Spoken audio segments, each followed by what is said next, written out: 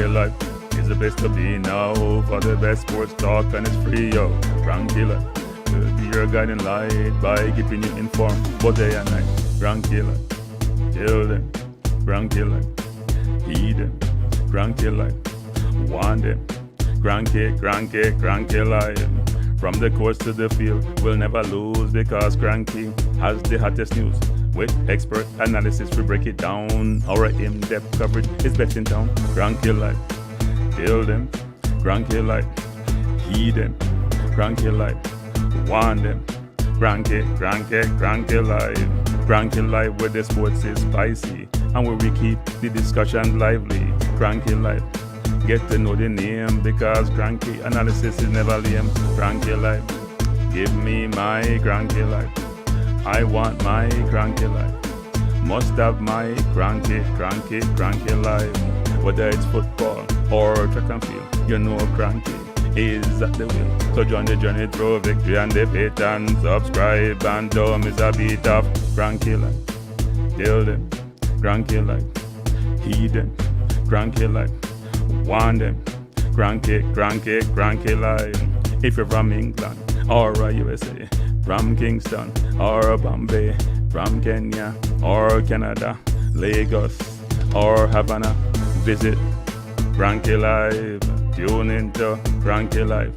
Like up Kranky life. Subscribe to Kranky life. Kranky life. Coming to you on weekdays. Kranky life sometimes on Sundays. Pull up a chair and take a seat because Kranky will always bring the heat. Kranky life. Me say fi tell them Kranky life. Me say fi heed them Kranky life. On them Kranky life. Kranky life will be around. Kranky life is the best in town. Me say fi heed them. Me say fi want them. Me say fi heed them. Want them, heed them, want them. Kranky life. Kranky life. Heed them, want them, heed them, want them. Kranky life. Kranky life. Heed them, want them, heed them, want them, heed them, want them. Kranky life. Kranky life. Kranky. Heed them, want them, heed them, want them. Heed, want, heed them.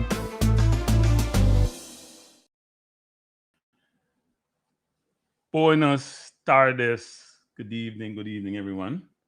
The first thing I look at when I look in the chat is the number of likes versus number of people. But I won't comment on it. Well, I just did actually. So good evening. Thanks for joining. Welcome to Kranky Live. I think my description says we talk about all sports, but I seem to be very myopic in my view in terms of talking about sports because I spend a lot of time talking about a lot of Jamaican football, doing some track and field. But the NBA and the NFL will come and the EPL will come later. I'll probably do some EPL today, a little bit of EPL actually. But thanks for being here. As you know, hit the like button when you come in. We have quite a bit to talk about. Yesterday, I want to apologize again for yesterday. How am I sounding today, people? Because I was very perturbed yesterday that my system basically, I don't say it crashed, but it messed up. And I have no idea why. So tell me if you can hear me loud and clear. Dennis, welcome. Hey, if you are, I must, why must it good luck? Good luck to them. I drink some water. Dennis, you know, some I drink liquor. I drink some water, Dennis. Bless up Jeremiah. Bless up my mindset. Dennis and mindset first in the chat. And if Dennis is here early, I don't know Dennis. Maybe I should come out and come back in, Dennis. But thanks for joining. All right, good. The mic's on good because yesterday was an ultimate disaster. I had to shut the stream down because my system, it's not the mic, it was the Zoom system because the mic is connected to the Zoom system, which then allows you to do a bunch of different things, inclusive of taking phone calls and it comes through the system. And if somebody mind, who mind me upon? Some over thing I thought about, yeah. But no, it's. I had a show subsequent to that though at 9 p.m. same evening, and it worked really well. And I like the show actually. It's my balanced view channel, where I try to be balanced in my views. Doesn't mean I'm not doing it here, but on that channel I talk about everything I think except sports. Even though the last time I had a conversation yesterday, somebody was bringing up some sports analogy, but it was good. It was good discussion yesterday. It's much smaller crowd, but I'm hoping that I'm sure the number's going to go up because I started sending to a bunch of people I know, even at my former workplace. So we'll see how that works. They're going to see me in a total different light. I hope they can digest the new me versus the old corporate me. But it's going to be interesting to see how that materializes. But thanks for being here. We're going to go through the rest of my list yesterday. I went through the men's, my picks for the Olympics. And as I've talked about before, I will be doing the Olympics, some events, not mainly track and field events. I may do a basketball here and there, depending, but not first round, maybe later rounds. But I will be doing that. But I will definitely do some track and field events. I will not be doing a show tomorrow. I am doing the Arsenal versus Liverpool watch along. So I'll be on about 7:15. I think it's a 7:30 game. And I'm not going to do a balanced view tomorrow either because the 7:30 game will run past my 9 p.m. deadline for when I start any show in the evenings. So if those of you who are Liverpool fan, Arsenal fan, I just love to come and engage and be in this stream. You can join us tomorrow for the Arsenal versus Liverpool stream. But I'll come back on Thursday because there's much to talk about. So I will go up and talk about first. I'll go through first my picks for the Olympics. Then we'll talk about the under 20 because I had some information a while, even though I didn't really into the under 20 because you guys who followed me know that I had issues with the under 20 with the quota system. Not the kids who were playing, but just the fact that we had a quota system and it's inappropriate, illegal, discriminatory, all those things. But I did get some calls way back when John Wall was here, people expressing some concerns about the process. And I've gotten some subsequent information about what transpired and also information about some of the players who probably should have been in the squad. And it doesn't mean that the team would have won, but I think they would have had a much better chance to win if one was to see a list of those players that possibly could have played. And it wasn't played. And we got information before saying, oh, some people were naturalized. Yeah, off the list, there's about 60 players. You know what? I'm going to go through it when I get to that. But there's a lot to talk about. We'll also talk about a coaching search. I know there's a lot of discussion in the YouTube space and in other media space, whether it's in the UK, in the Sun, and other newspapers, the Mail, around possibilities for the role as coach for the Jamaican national team. So we'll talk about that a little bit. And as you've heard me talk about a lot, I was told by Rudolph Speed that when he was on my program that we're going to be very pleased when the selection is made. The names that's being dropped, and there's quite a bit of them, and I'll go through some of them. As I said, Jamaica, me not please. So we'll see how that works. And then last but not least, I'll touch upon some EPL updates. Just from my perspective, if I get to it, because I know sometimes we get into these discussions and it gets so involved that some subjects get put to the side. But if I don't cover it, I'll do so when we come back on Thursday, as I mentioned before, tomorrow. Out for the Arsenal game. I'll do a watch along for the Arsenal game. And people may see the likes again, see the number of people in the chat, the numbers don't align. You know how that goes. So let's jump into, unless you guys want to, because what I like to do as I go through some of this, I'll take your comments, we discuss them, and we move forward. So let's go to the picks that I have here. So this is Sports Illustrated. And it says Kranky to the right, Sports Illustrated to the left. That's their pick. They, like me, are a little bit biased. So this is not my balanced view channel. We're not overly balanced here when it comes to certain things, especially with Jamaica. So you can see they'll pick a lot of U.S. personnel to win. And there's legitimacy around that. They're doing well. But I also know the quality of our athletes. So I may revert to the more Jamaican athletes. But the Sports Illustrated did mess up because yesterday, as I mentioned, I called them out on this. They had Jamaica coming third in the men's 4x400, and that's impossible to do. Jamaica not going to come third. We know that won't happen, and what reasons allow that. But I don't think Jamaica, people, it's always very interesting, which is I always wonder how the U.S. does it. because they normally have a lot of star sprinters, and their relay team always have some challenges. We have a lot of star sprinters. We never practice baton exchange. We try to win based on speed, and sometimes it doesn't work because the baton exchange is an imperative, just like the speed. And if you get the baton exchange, if someone is perfect, like a Japan normally is, or a China, and you're not on your game in a given day, you can lose. So interesting. So for the women's 100 meters, they have Shakari winning, Shelly on second, Julian Alfred third. Now I'm gonna get beaten on this, but I know some people know some. I have my own mind to do my own thing. I have Sharika winning, even though I know she has had some, I'm gonna call it, from what I hear, minor injury problems. So let me know, guys. Let me hear your pick actually for these events. Women 100 meters. What's your pick? I should bring these things down, so then I said the rest I should bring it down, but it's not gonna work anyway. So they have Sharika and Shelly-Ann and Julian. Now they may be picking Shelly-Ann based on history. I watched Shelly-Ann at the channel. Bless up Anthony Matt. I didn't see enough from Shelly, and she's talking about, like, if you hear her being interviewed, it's almost like I'm doing my last hurrah and I'm going around and just doing the tour, even though I know she's very competitive and wants to win. But she hasn't run a lot this season. When I saw her at trials, and maybe she's peaking for the Olympics, I didn't see the same Shelly-Ann. Obviously, she lost at trials to Tia and to Sharika. But I think if Sharika is on her game, even though Shakiri beat her at the World Championship, I think, and when you're in lane 8, people, it's hard to be seen. Lane 8 and lane 1, if you're in the middle of the track, Shakiri just barely made it to the final and won that race. When you're in lane 8 or lane 1, if you're doing really well and you're a good sprinter, sometimes the people in the middle of the track will probably relax a little bit because they don't see you, right? They don't see you. They don't know you're around. They focus on those who are, because they expect the winner to come. If you're in lane 5 from 6 or 7, if you're in 4 from 5 or 6, and they may not envision that you're close, and by the time they realize the race is over. But I do expect Sharika to win if she's fit. I think Shakiri will come second. I think Julian Alfred may be the spoiler. She's run well this year, some 10.8s and even some 10.7s plus. So I think she may be the spoiler, but I would expect that if Sharika is fully fit, given her top end speed and ability to maintain it, that she should probably win the race. So people, I don't hear any of you dropping anything. What are your thoughts on this?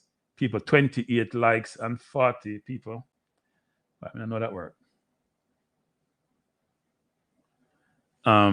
Yeah, they said, did you see these Jamaican actually don't have AC in them and roast? Them living up in the ghetto in Paris. Well, if people don't have AC, people, and they're roasting in Europe, unless you're like in Spain, for example, roasting in Paris or roasting in England is oxymoron. Frankly, it's normally that hot. Seriously, I guess it's July, so it's normally warm, but they get 2 months of sun a year, and it's never blazing hot. So if you're from Jamaica, you should be able to deal with it. I hate to not sound empathetic, but you should be able to handle it. I would more the people who are from Europe, or especially if you are not from, say, the Spain region, for example, it may be much more of a challenge for you, much less somebody who's from the Caribbean, actually. So the Julian Alfreds and Jamaican athletes and people from Bermuda, Bahamas, they should be able to handle it. Europeans should struggle more, I would think. Bless up, Drew Ross. Thanks for joining. Glad you could join us. So that's my pick. People, what is your pick for the 100 meters? Do you agree with my pick? Do you agree with Sports Illustrated? I have Sharika. They have Shakari. I think it's going to be tough.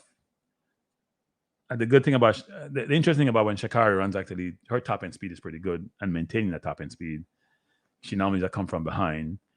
Her start is inconsistent, so we'll see that happens at the Olympics. But Sharika's start is normally pretty consistent. She has improved her starts quite a bit over the years. I haven't heard Frana talk a ton about Sharika. He's been talking about Kishane. I don't hear that talk about Sharika.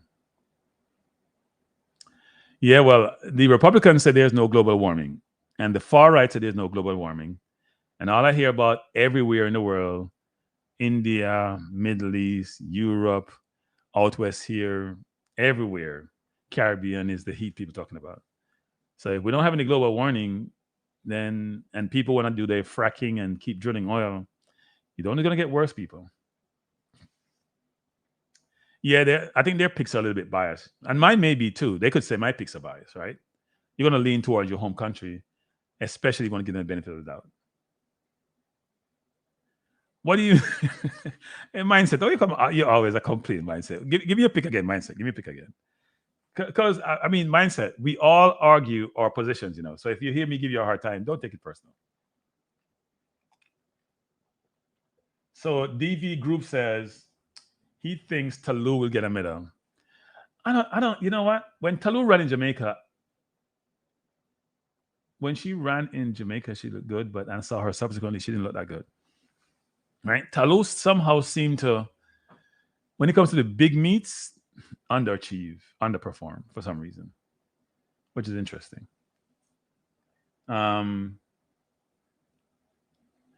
Yeah. And he needs the cool air more than anybody else, you know, Drew Ross. He needs it because I don't think it works well with him, but he's pondering to a base.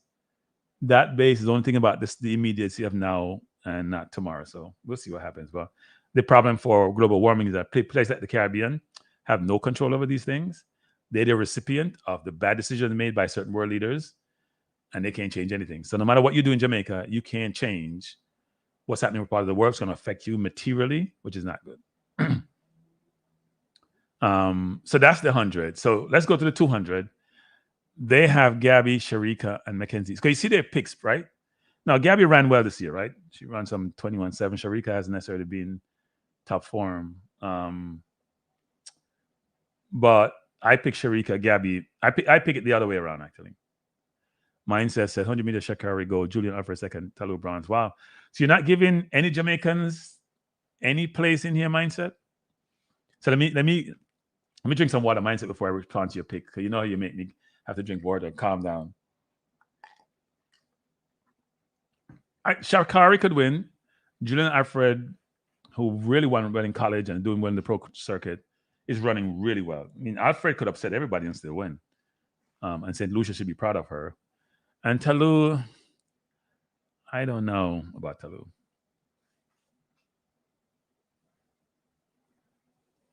Oh Lord, Yardy, here you go. They look. What do you mean proper working environment? You gotta go train in the sun. We're going to train in an air-conditioned building. You're going to train in the sun. You're going to train in real-life conditions. So global warming have a lot to do with a lot of things, Yardy. Somebody said Tia Silver. It's going to be interesting. Tia ran what? She ran 10.8 plus at trials and what, 10.9, somewhere around there.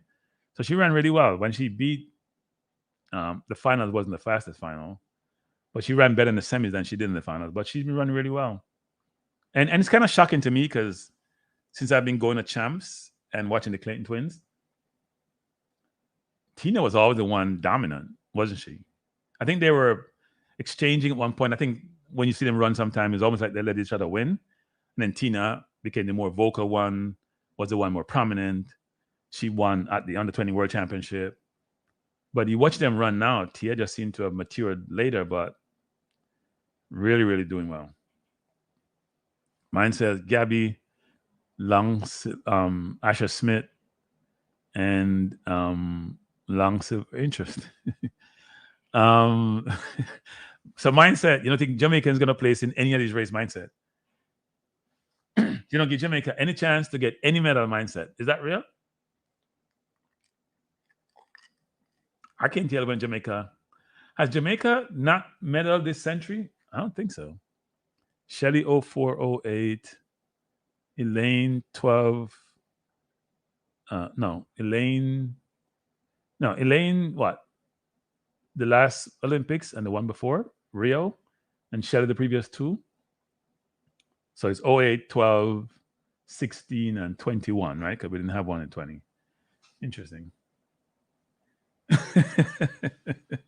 Fabi says Sharika stop run. Yeah, that's what mindset is saying. Sharika not running. I don't know how anybody expect to have a 200 meters and Sharika doesn't place in it. Unless she pull them, even when she pull her muscles, she's still going to finish up there. Not like when she ran in Tokyo and she eased up at the tape and got nipped and didn't make the finals. That's the only way she doesn't make finals. Mindset, she's a 400 meter runner, you know, who came down to the 2 and the 1 like both did. So I'm not sure you don't expect her to place in these races unless she's injured. So mindset, is your view on Sharika based on her possibly being injured or just her form? What is it? My understanding is that Sharika is still running, so I don't know. I don't know, Fabi. So that's interesting. That's interesting. Mindset, your view on that. So this is the 400 meters for women. They have Polino from Dominican Republic winning, Nikisha Price second, and Kazmarek from Poland third. I flipped that first and second. I think Nikisha has been running the best time this year, brilliant in the NCAAs. I don't know why they would pick. I mean, Polino is a good runner, but I still think Nikisha to me has been by a good distance the best 400-meter runner, at least from my standpoint, from where I sit, my vantage point. But let me know you think who probably should win this. McLaughlin to me is probably the only person who could probably beat her in the 400 right now, in my view. And she's not running here; she's running the hurdle. So, I would think it's going to be difficult for Paulina to beat Price. So mindset is saying, yeah, Sharika is not at her best. That's why if she was at her best, she would win both. Okay. So you're picking based on what you think the current situation is, not just based on history. Fair point. So DV Group is saying the AC issue is because the French Association has decided to green with the hosting of the Olympics. The US, Canada, Australia, China are the teams that took their own ACs to the Olympics. Why am I not surprised that all the industrialized countries have the best equipment, the best facilities, the best situation, and everybody has struggled? So I'm to places like those Western European countries like the Swedens, the Norways, the Denmarks, or countries like India. It's interesting. That's not good for France. The opening ceremonies caused a lot of consternation and concern, and now we're saying that the AC is not working on athletes. And I heard things about the food also, so may not be the best Olympics so far. May not be the best Olympic. Pristine says Julian for the silver. Yeah, possibly for the tour, the one for Julian actually. When you say best my foot, what are you talking about, Yadi? You're saying your foot is best? Which one of your foot then? Good. The right or the left one, Yadi? What are you alluding to? Let me know. So for the 800 meters, I think the British Keely will win. I struggle with second and third, but I sort of go with the flow on this one actually. But I think Keely has been running really, really well this year, and should win this race. Now for the remaining races here, to me, Faith is in a class by herself somewhat. For the other positions, it's going to be interesting. I think Faith has been brilliant, frankly. Kipping Young, she's been brilliant, and it's hard for me to see her losing in the 15. So we'll see how that works out. As you can see, my picks are probably similar to theirs because some of these I'm not totally familiar with. The 3,000 steeplechase. I think it depends on which race Sifan is running, actually. You see Sifan in the 5,000. Because she did really well at the World Championship. She lost on the line one of those races. So if she's fit, these depending on what she's running, these positions may change, actually. The Sifan is from the Netherlands. Well, she's African in the Netherlands, frankly. But she's a brilliant runner also. So I do think Chip Courage will do really well. And then in the gold, Ethiopia will take it home. Bless up, Chorus. Thanks for joining. Mindset is saying, I think Nikki Perez is going to shut the field and win gold. I don't think she's going to shut the field. I think people expect her to win. What do you mean shut the field? She's been running the best times all year.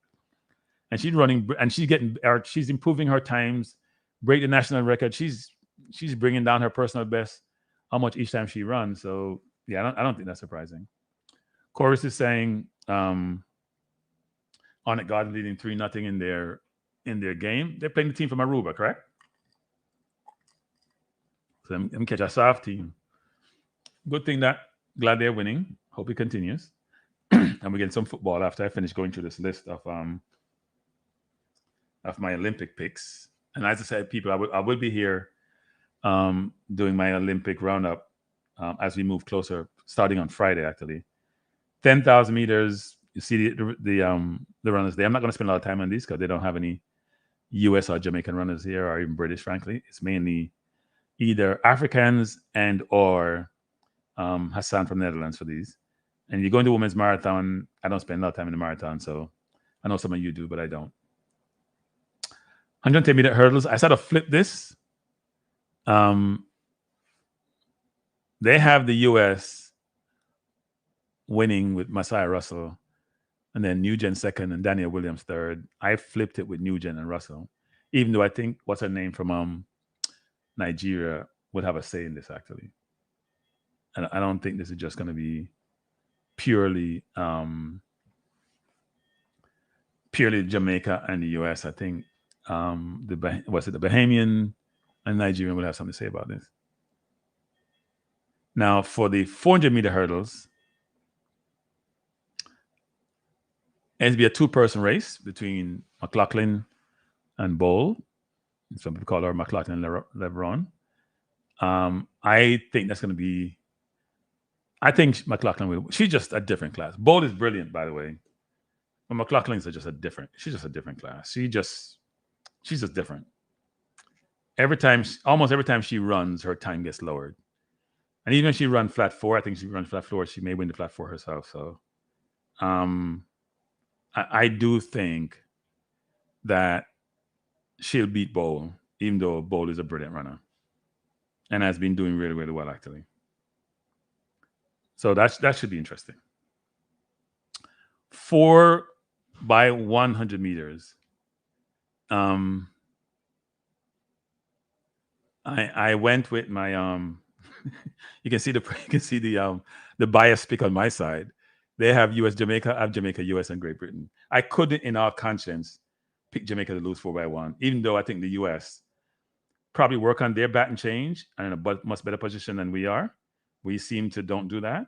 Somehow we have issues with that, and that costs us a lot of times. So I still pick us to win because I can't in all conscience pick the US to win that race, actually.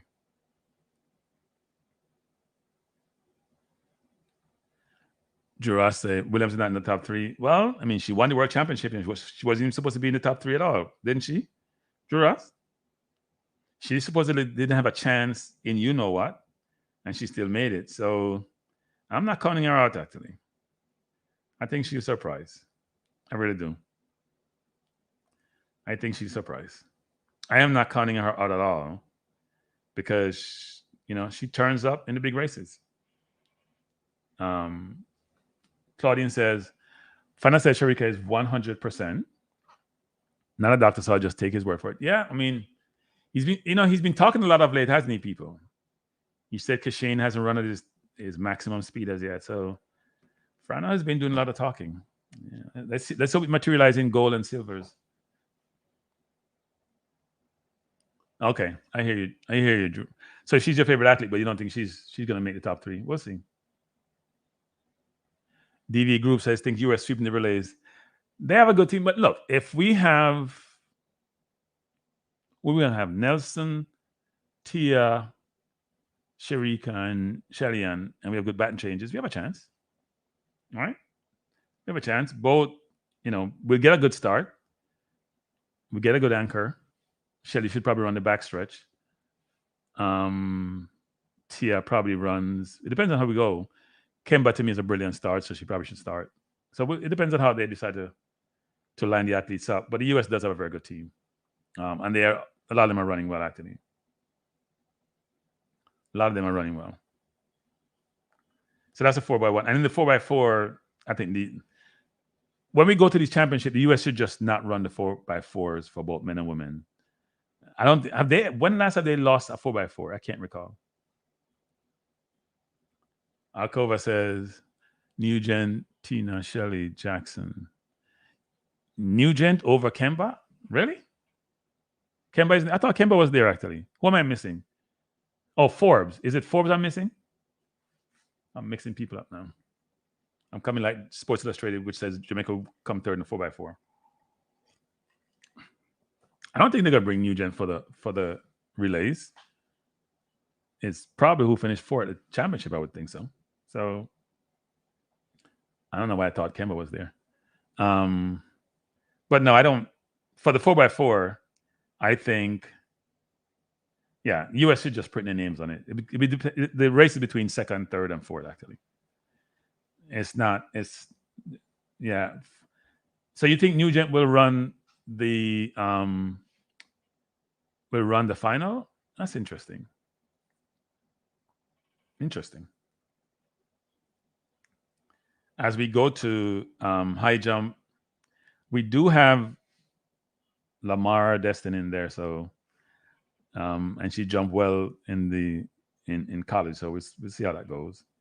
And then the only other person I hear from Jamaica is Ricketts in the triple jump. I don't think we're going to place in the women's long jump. At least that's just my view. So that was my list, people. You can let me know how my list was, if it made any sense, if my picks align with yours, if I'm way off. I think these Olympics are going to be really interesting. I think we'll do well in this Olympics. Long jump for men, triple jump for men. The men, since Bolt retired, we have been really concerned about who's going to take up the mantle.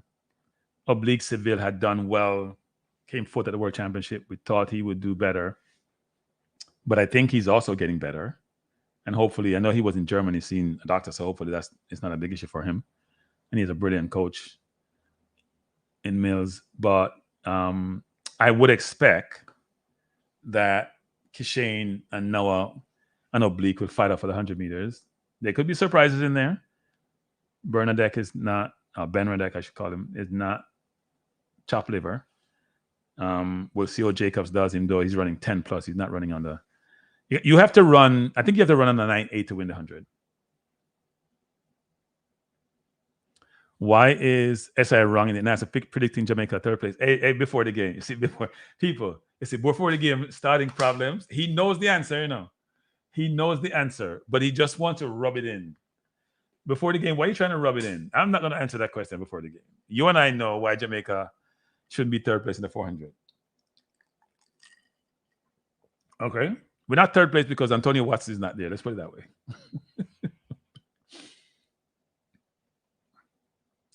Oh, Lord. Here, paper plate now. People, 68 people, 66 people, 48 likes. That cannot be right. Something is wrong. I didn't put my glasses on to look at the numbers again. Something is wrong with the numbers, people. Paper. Why are you hitting out at Oblique? In paper plate, why are you hitting out at Oblique? You don't think Oblique? Look, Oblique was brilliant when he ran against Noah in Jamaica. In fact, he won. Even though Noah came back at him, he won easily. That wasn't even as close as it appeared because he was comfortable in that race. Now, Kishane beat him comfortably. And you hear, I think Fun have something to see with Kishane, you know. If Kishane can get through the rounds okay, and don't get nervous because his first big championship, he'll probably, can he run 9.5 plus? We'll see. I think the way I see him run, he just looks so easy and so comfortable and so commanding that it's hard to see him losing. Look, Noah is a brilliant runner, especially in the last part of the race, right? Last 30, 25, he's difficult to beat. But Kishane seemed to be going, his momentum is going forward. He's not slowing down like you see some of the runners do. Even Seville, you can see slow down. I don't think he's slowing down, so it'd be interesting.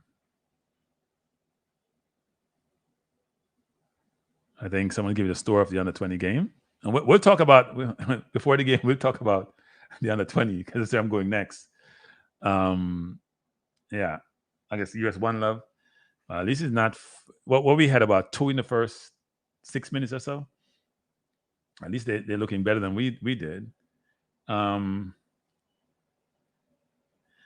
he'll medal in the 100, but I think he may come third, frankly. Look, if everybody's at their best and he gets his normal start, unless he gets a blazing start, if he gets a blazing start, he may win the race. If he gets up with everybody at the same time, it's going to be tough to beat him, but he doesn't have that kind of start. Claudine is saying, people, there's a first time for everything. Unlike Frano, I'm not a prophet. God will see. Well, Claudine, why are we bringing God into this? People, I always find it interesting that people bring God into like sports discussion. They're gonna pray to God to win. I thought God was impartial, not preferential, not a human being, so therefore doesn't have these biases and these myopic view of life and want to prefer one of his children versus the other. I don't think God is in this. I think you got to make your skill. You got to hope you have some luck, so you don't get injured, and also that you're the best on that day. But I don't think. Look, Oblique ran well in the World Championship. He got nipped. If he gets up and he's not injured, he's in the mix. Trust me, he's in the mix. You're watching Olympic Oblique since being at C-Bar. He was brilliant in Class 1. He's transitioned over because a lot of athletes don't transition over from champs, He's one of them. No, there's a difference between religion and God, Yadi. See, Yadi, you're confusing the thing, Yadi. There's a difference between religion, some of which are cults, and an omnipotent being. They're not one and the same. Now, religion may focus on some omnipotent being, but they're not one and the same, Yadi. Don't agree with you on that. And religion is not part of everything. No, God may be part of everything, not religion. Okay. Get it, Claudine, get it. Look, can he win the race? It's going to be hard for him to win. Look, all being equal, I think Kishane is the person. But also being equal, if Kishane doesn't produce, I think Oblique can beat Noah. But he have to run fearless, which is kind of hard to do, and with confidence, which he should be gaining, given that he beat Noah at the meet in Jamaica. What did I smoke today? What is Yadi talking about? Yadi, not everybody have to have your views of life, There's some people in life who are atheists in a Yadi, and some people are agnostic, and some people are religious. Everybody don't have to. Jamaica has more churches per square mile per capita than any country in the world, and it's one country in the world where they kill people like it's going out of style. The two things don't always relate or equate, Yadi. Trust me, they don't always equate. So I'm not sure why you think I'm smoking today because I said religion. Religion is not part of everything. Some people have nothing to do with religion, and they live their lives okay. And my philosophy in life is, if you live your life righteous, you don't have to be involved in any religion. I'm not a religious person. I have no religion. I stopped going to church when I was 12 years old. Doesn't mean I don't adhere to the principles of being a good person and believing in an omnipotent being, and right? But doesn't mean I have to be involved in it. Why would I be Christian? Or why would it be Seventh-day Adventist or any of those religions when a lot of them are culpable in the slave trade, for example? Like, really, Yadi? Come on. I'm not going on a tangent on this. I'm pivoting. I'm pivoting today because Yadi want to bring me down a road I don't want to go. Well, if you believe in God, then God is part of everything. If you don't believe in God, then God may not be part of nothing, right? Because if God is omnipotent and made everything, then he has to be part of everything, whether the being wants to or not. So that's my philosophy anyway. Anyway, people, that was my point. That was my discussion on the Olympics. And now I'll switch over to the under-20. Now, our under-20 team, and I have no slides here. I'm just going to talk about this. I want your perspective. What was your view on the under-20, what I call debacle? A friend of mine called it debacle, so I shouldn't take credit for that. If you notice my thumbnail that I put out, one was of the Olympics and US sort of versus Jamaica, because that's how we think, especially in the sprints. One was of the under-20 team, and I didn't use you notice I didn't use any player who's in the team, deliberately, people. The only pictures I used was of the JFF personnel leadership hierarchy and the coach. So when I make some of these decisions, they're deliberate decisions. They're not just because I couldn't find players. I made sure that no player was put on there because they don't deserve to go on there given their situation, because they didn't create the situation. Somebody else, adults were in the room. Adults did it. People, 77-54 doesn't work. 77 people in the chat, 54 likes doesn't work.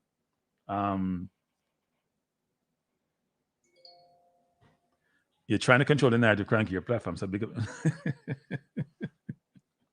Okay, all right. So Claudine called it under-20 nightmare. I actually don't consider, you know what? This can sound really strange, And some people will not receive it well. But it may be the best thing that ever happened to Jamaica. One of the best things ever happened. So people would say, Kranky, okay, get a grip. You're out of control. What do you mean? Because it gave you a, if we went there and did okay, we would think that we're in a good place as a nation from our football, especially from our youngsters, because the senior team is the only part of the football construct in Jamaica that doesn't have quotas, supposedly. Even though I know we do have some kind of quotas, but it's more managed quotas. It's not as apparent and as overt. But we explicitly say we have quotas for the under 20, anything under 20 we have quotas for.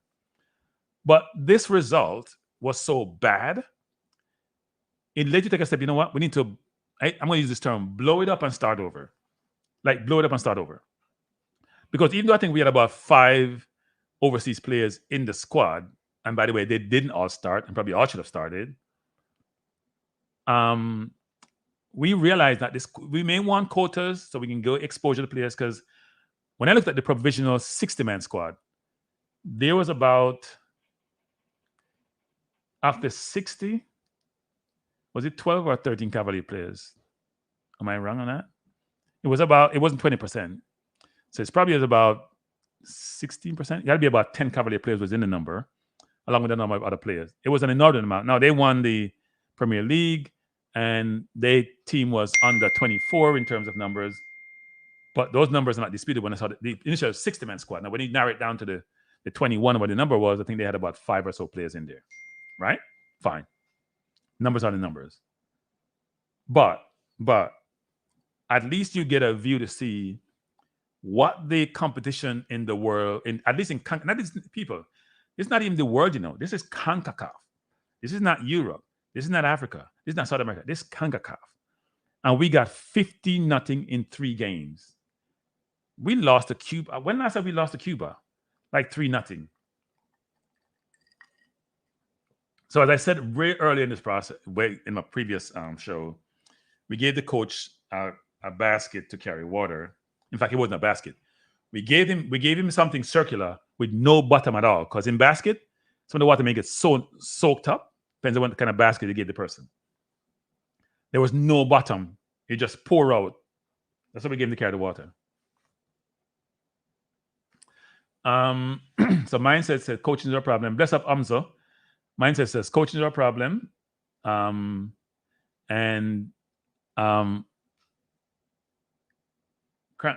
is saying, Kranky, the question is, did Speed and the JFF learn anything? So coaching is part of our problem. Yes, it's not our only problem. It's part of our problem. Here's what I find interesting, people. And somebody warned me that day, you know what, Kranky, you're not going to get people on your channel to come do interview, because sometimes you beat people too much. And I said to them, which is, one has to be true to thyself in life. And if you believe that you don't get certain opportunities because you take certain risks, that's your prerogative. That's not how I operate. I haven't lived that way in my previous life, and I've lost opportunities in my previous life, not living that way. But I can live with my principles and how I operate, because I actually can prognosticate the outcome. I can predict the outcome. And yeah, I understand what the implications are for doing certain things, but that's how life is, right? You got to be true to yourself. So I'm true to myself. So did the JFF and Speed learn anything? I don't know if they learned anything, but what they have done, they've been in hiding. What they have done, they haven't come out to the general. So they've been on, we see the media event yesterday, which I didn't attend, and which I have on my phone, but I didn't really spend a lot of time on it. I'm going to listen to it at some point in time to really digest it, where they're trying to market a bunch of different things. And how do you market 15-0? How do you market 15-0? So they utilize that. And, I've seen this before, people. When Ireland brought their coach in, so coincidental that Ireland coach Hargreaves came in on a day with a lot of publicity around some sexual assault in the women's team with prior coaches in the Ireland women's team. It was so convenient. And then they gave some explanation as to why that transpired, which was nonsense. That's how you manage news. So you somehow have a way to mitigate the news, the bad news, by overlaying it with some supposedly good news or prominent news, which people are going to focus on. That's how you kill certain bad news. And that's my view on the JFF with the whole marketing timing, where the under 20 had a very difficult time Not because of them, but because of the poor organization, poor administration, and also some poor management by the coaching staff of the players. And all we hear about is a marketing event. We don't hear anything them come out and talk about this. We don't hear an apology to the general public. We don't hear we're going to do better. We don't hear anything. At least I haven't heard anything. Maybe they've come out and spoken, but I haven't heard anything. I didn't see any communicate to the media. I haven't heard anything that says, you know what? All I hear is that we have some elite kids who are in camp and some may go into the national team at some point in time. What are you smoking? Whoever said that. You come on in national media talking about you have elite kids.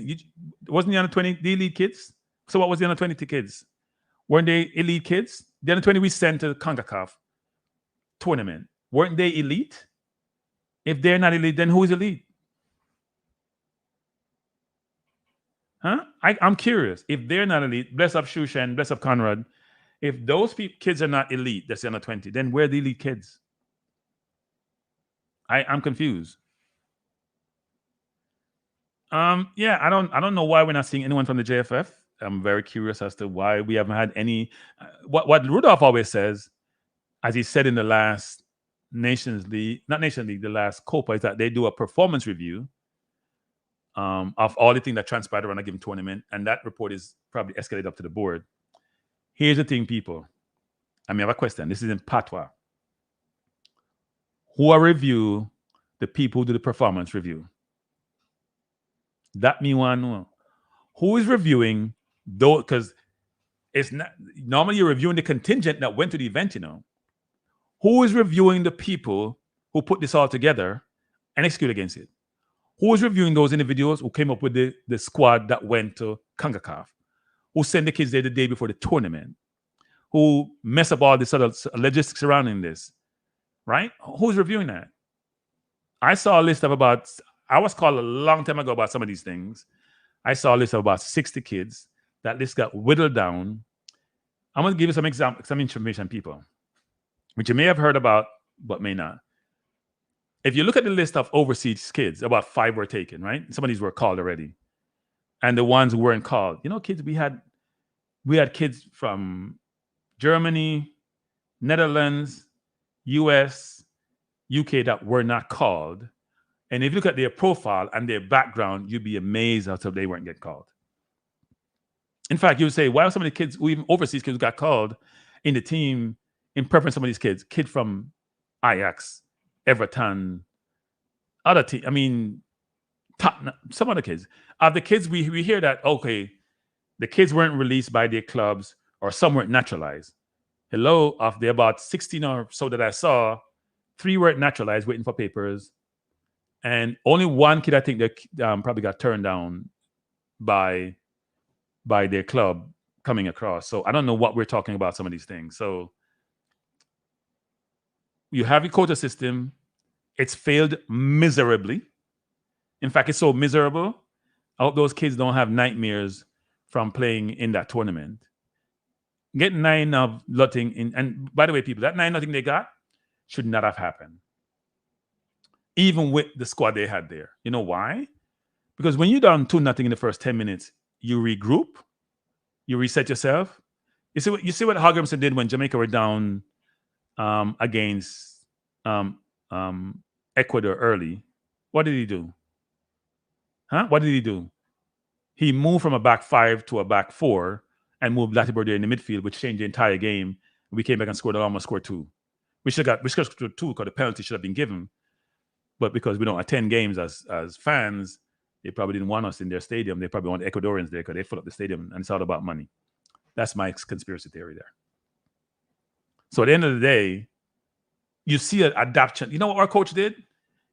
And I didn't beat the coach a lot leading up to this, but when I reconsider it and assess the whole process, the coach put on just make changes. 2 changes. I have never seen a coach making changes so early in a game. I've seen coaches make changes. I've seen Conte did it, Marina did it. Maybe I see Arteta do it. Say in the 30-something minutes.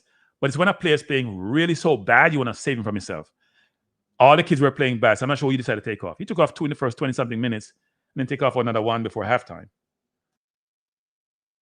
He didn't change formation. He didn't go low block. He didn't go back 5. He didn't go back 6. He didn't go back 7. He played the same formation, playing the same way with the same outcome, same results. That means the coach was not well equipped. They said that they addressed U20 after the debrief.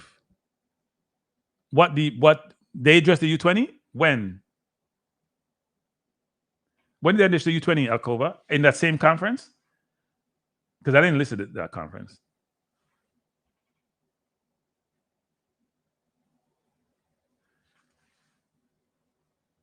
No, mindset. I'm sorry, mindset. I don't beat the kids, but they got 9-0, 3-0, and 3-0. They're as bad as the results suggest. Sorry, mindset. Can't buy that. Everybody have the same conditions. The score is what the score is. As Bill Parker says, people say, you are what your records say you are. Bill Parcells was, by the way, for those who don't know, is an NFL coach. He's a coach of Jets and the Giants. You are what your record, and also the Dallas Cowboys. You are what your records say you are. So this whole concept that they're as bad as they are, that's your philosophy. That's your perspective. So Claudine says, once more another tournament disaster and no press conference explaining what happened. They have the nerve to say they want to engage Diaspora, way to get more money. Yeah, they actually. I am conflicted on this. I have no problem with I said this I called into JD's show this morning and was talking to him about this. I don't have a problem with them trying to engage Diaspora. But in life, you give to get, You don't just get, you don't just take, and you don't want to give. They have a 10-year requirement for anyone to be part of the organization. 10 years you got to be in Jamaica. Living in Jamaica, not living in Jamaica. You got to be there 10 years. So they make sure they do like how the Venezuelans do in the world. Because Venezuela, Maduro is always going to win the election because it's set up that way to win. They set it up so they can't lose. But then they want to engage us. I've said this 5 years ago when I came on YouTube.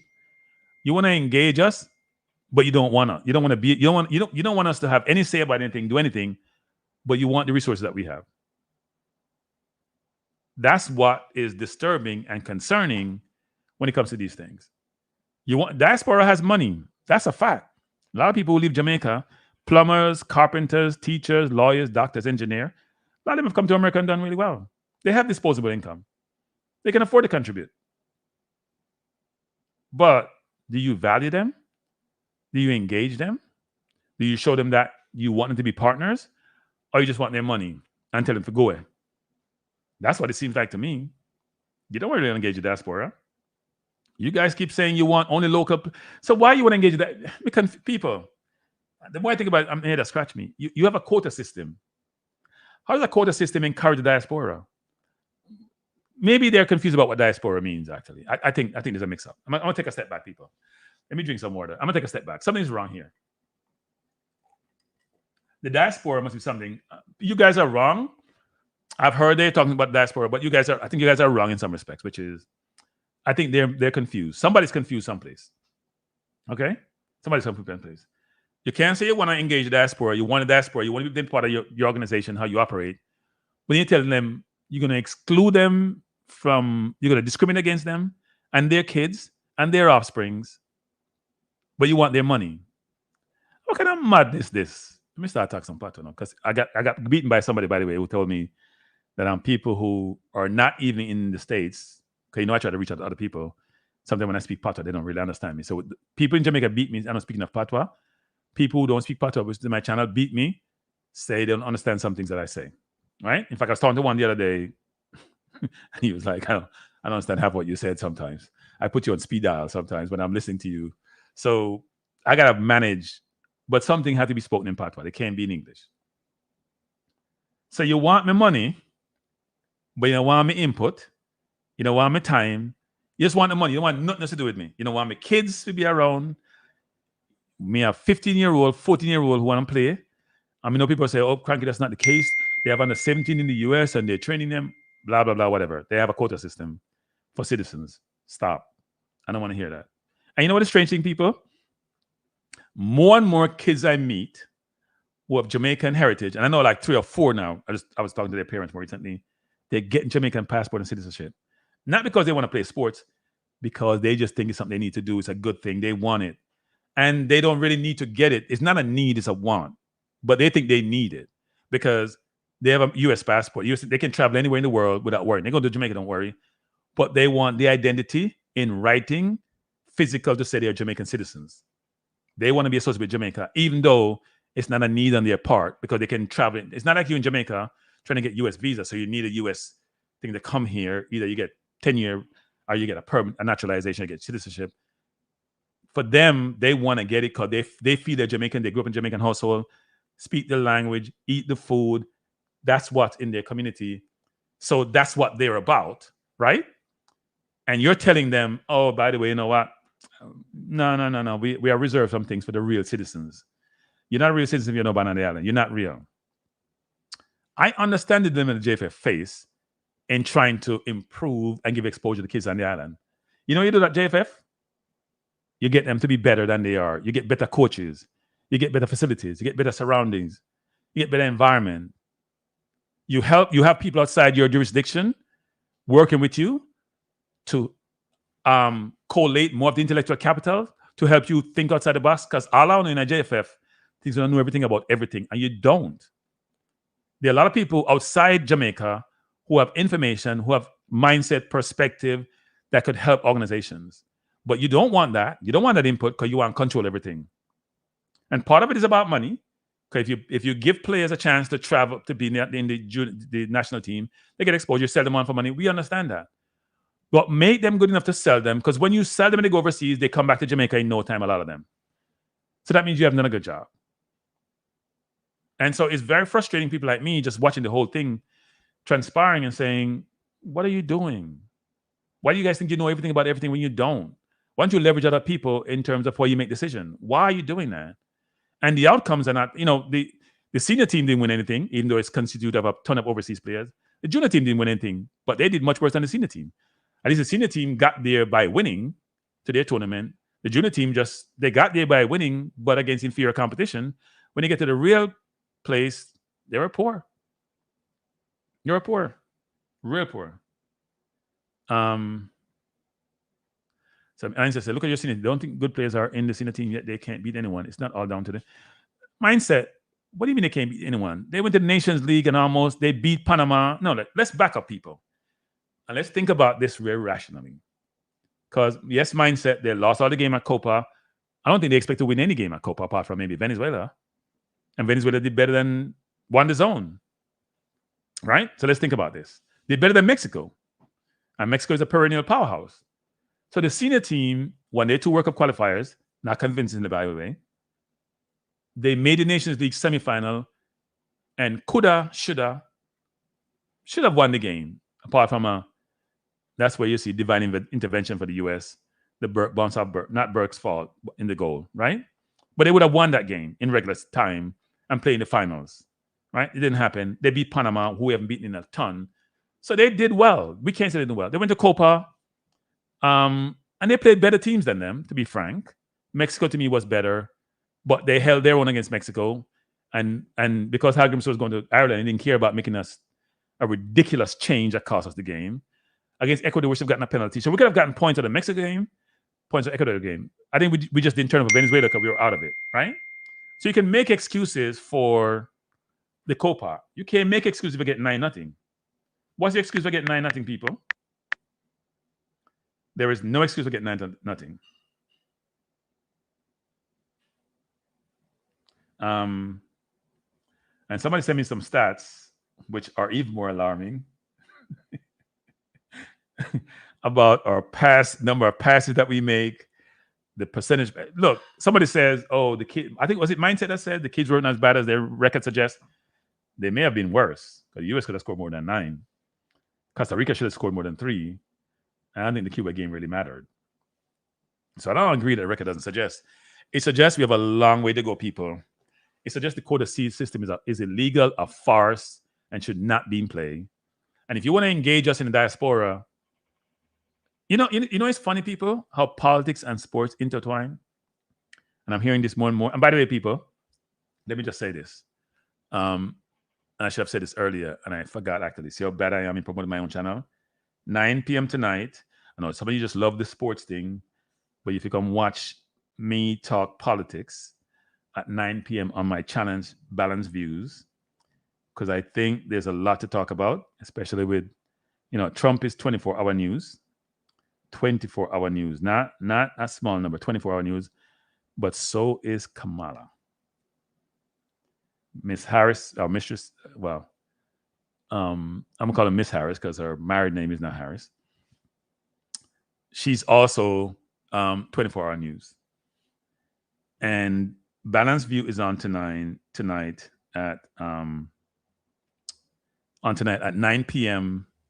If you go into your YouTube and search Balanced Views, even if you don't come join me, just go in and hit the button, the subscribe button, people. All right, just do that for me. I appreciate it. So let me go to some of these comments. So X-Ray said, Kranky, how do you tell someone who thinks they're doing the right thing that they're doing the wrong thing? Just tell them straight. Hey, people, one thing in life, even though you hear me, I'm a hypocritical in this. I chastise one of my family members for being too direct sometimes. You know why I do it? Because I know when he goes in the corporate world, he needs to manage what he says. But I will admit, I learn from my own experiences. Now, people in corporate will tell you, I am very direct. I understand. I'm aware of certain things that I can and cannot say, but I try to be as direct as possible. So there's no ambiguity in what I say. No ambiguity. And I remember having discussion with my team. I'm going to say this last year. The firm was going to make some layoffs. And I told them the firm's going to make layoffs, like directly, right? And all the other managers talk very superficially and topically about we have to make some adjustments in personnel. And the kids didn't really get the directness of it. Now, my team was livid with me, right? Some even told me that, you know what? We thought about leaving because of what you said. And then when the ball dropped, they all ran to me and tell me, oh, we should have listened to you. We're so sorry. And I'm saying to them, look, I get where you're coming from. I know the news was hard to take. But you need to hear the news so you can make decisions of your own volition. And if you think you were at risk, you can figure out what you want to do, right? I'm not going to tell you something which is not the truth, or not try to be your manager and be supportive of you and help you see the tea leaves. Because if I do, then I don't think you should have respect for me. To me, you shouldn't have respect for me. So it was interesting, actually. That's a lesson that I learned. But you also got to know when to be political and when to be direct. You can't always be 100% direct 24/7. That doesn't always work. You can create more problems than solution. Kranky, they don't think of us as real Jamaicans. They have no. Yeah, Claudine, I totally agree with that. Totally agree. Mine says, Kranky, we have not one considered enough to make a World Cup in 25 years, not down to individuals alone. We are playing bush ball as a team. That's our problem. So people, you hear me on this channel being preaching. And I said this the other day, that the JFF, to me, from what I hear them talk about this coaching search, which we'll get to me, it wasn't a search. It was I receive information and I act upon it. Versus a true proactive search, right? So you hear me say we play kick and hope football, and I really focus on you got to keep the ball in today's football. You have to keep the ball. There's so much of coming. We keep the ball. And I heard someone the other day. I was listening to someone the other day say something. So this is where you get in trouble as Kranky get in trouble, but I don't, trouble is good sometimes. The person said, I'm going to summarize it. They don't care how somebody sent me something that someone was talking about. They said they don't care how they win, just want to win. And they almost like chastise people who think otherwise. And I'm going to say to that person, which is, me now watch no boring football. Me now watch no kick and hope football. Let me talk some patois. Me now watch it. Yeah, me want to win, and winning is important. But I will be out of my mind if I'm not entertained. What do you think sports is? It's entertainment, not something that put me to sleep. Not watching paint dry on the wall. No, I'm not doing that. Especially when I'm playing inferior competition. There's no way I'm gonna sit there and watch us play nonsense and say, "Oh, I'm not enjoying the football." That's nonsense. So this concept that it's only about winning and winning is the only thing. There is style in life. The reason why I love Apple products, they're optically pleasing and they work. Okay, I'm getting a call, people. Good evening. Who am I speaking to? Yes, this is after the game or before the game? No, it has to be before the game. After the game, it's too late. I have a saying: if you get caught getting ready, you're too late. One second. Let me just say this: Mindset and Umzo, I am on balanced views tonight. If you want to have your say about Kamala, come over there so you can get educated, please. Go ahead. You start being Kamala, and you can give the alternative. Go ahead. I'm calling about the point that you're making, and I'm always gonna be mindful that the problem that you're discussing while you're focused on Jamaica, the problem is a problem in the region, right? And we throughout the region. I mean, who has gone to the World Cup from the region? Jamaica in '98 and Trinidad and Tobago in 2006. No, you forget Haiti. Haiti has gone to the World Cup. But Haiti, that's 74. Way back, but 74. Yeah. Right. In recent times.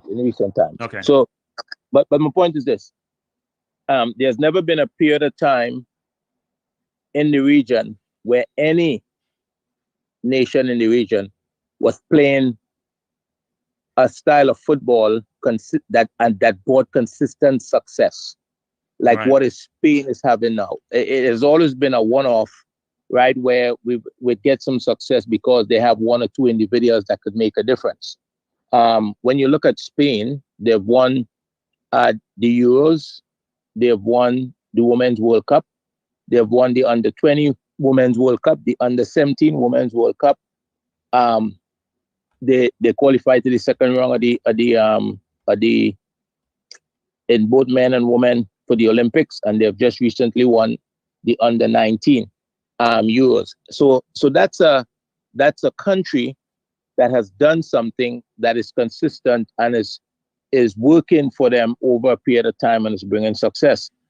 I think I heard what has been sold to countries in the region is that winning is it. It doesn't matter how you win, right? It doesn't matter how you win, and what that does is it if you win, it's a one-off, right? So you have the Caribbean leg of the Concacaf Champions League and whatnot is going on, and those teams are going to fight among each other there. And then the minute they step in to North America, right, it all falls apart, right? Because nothing is being built. You've got to build something from the ground up.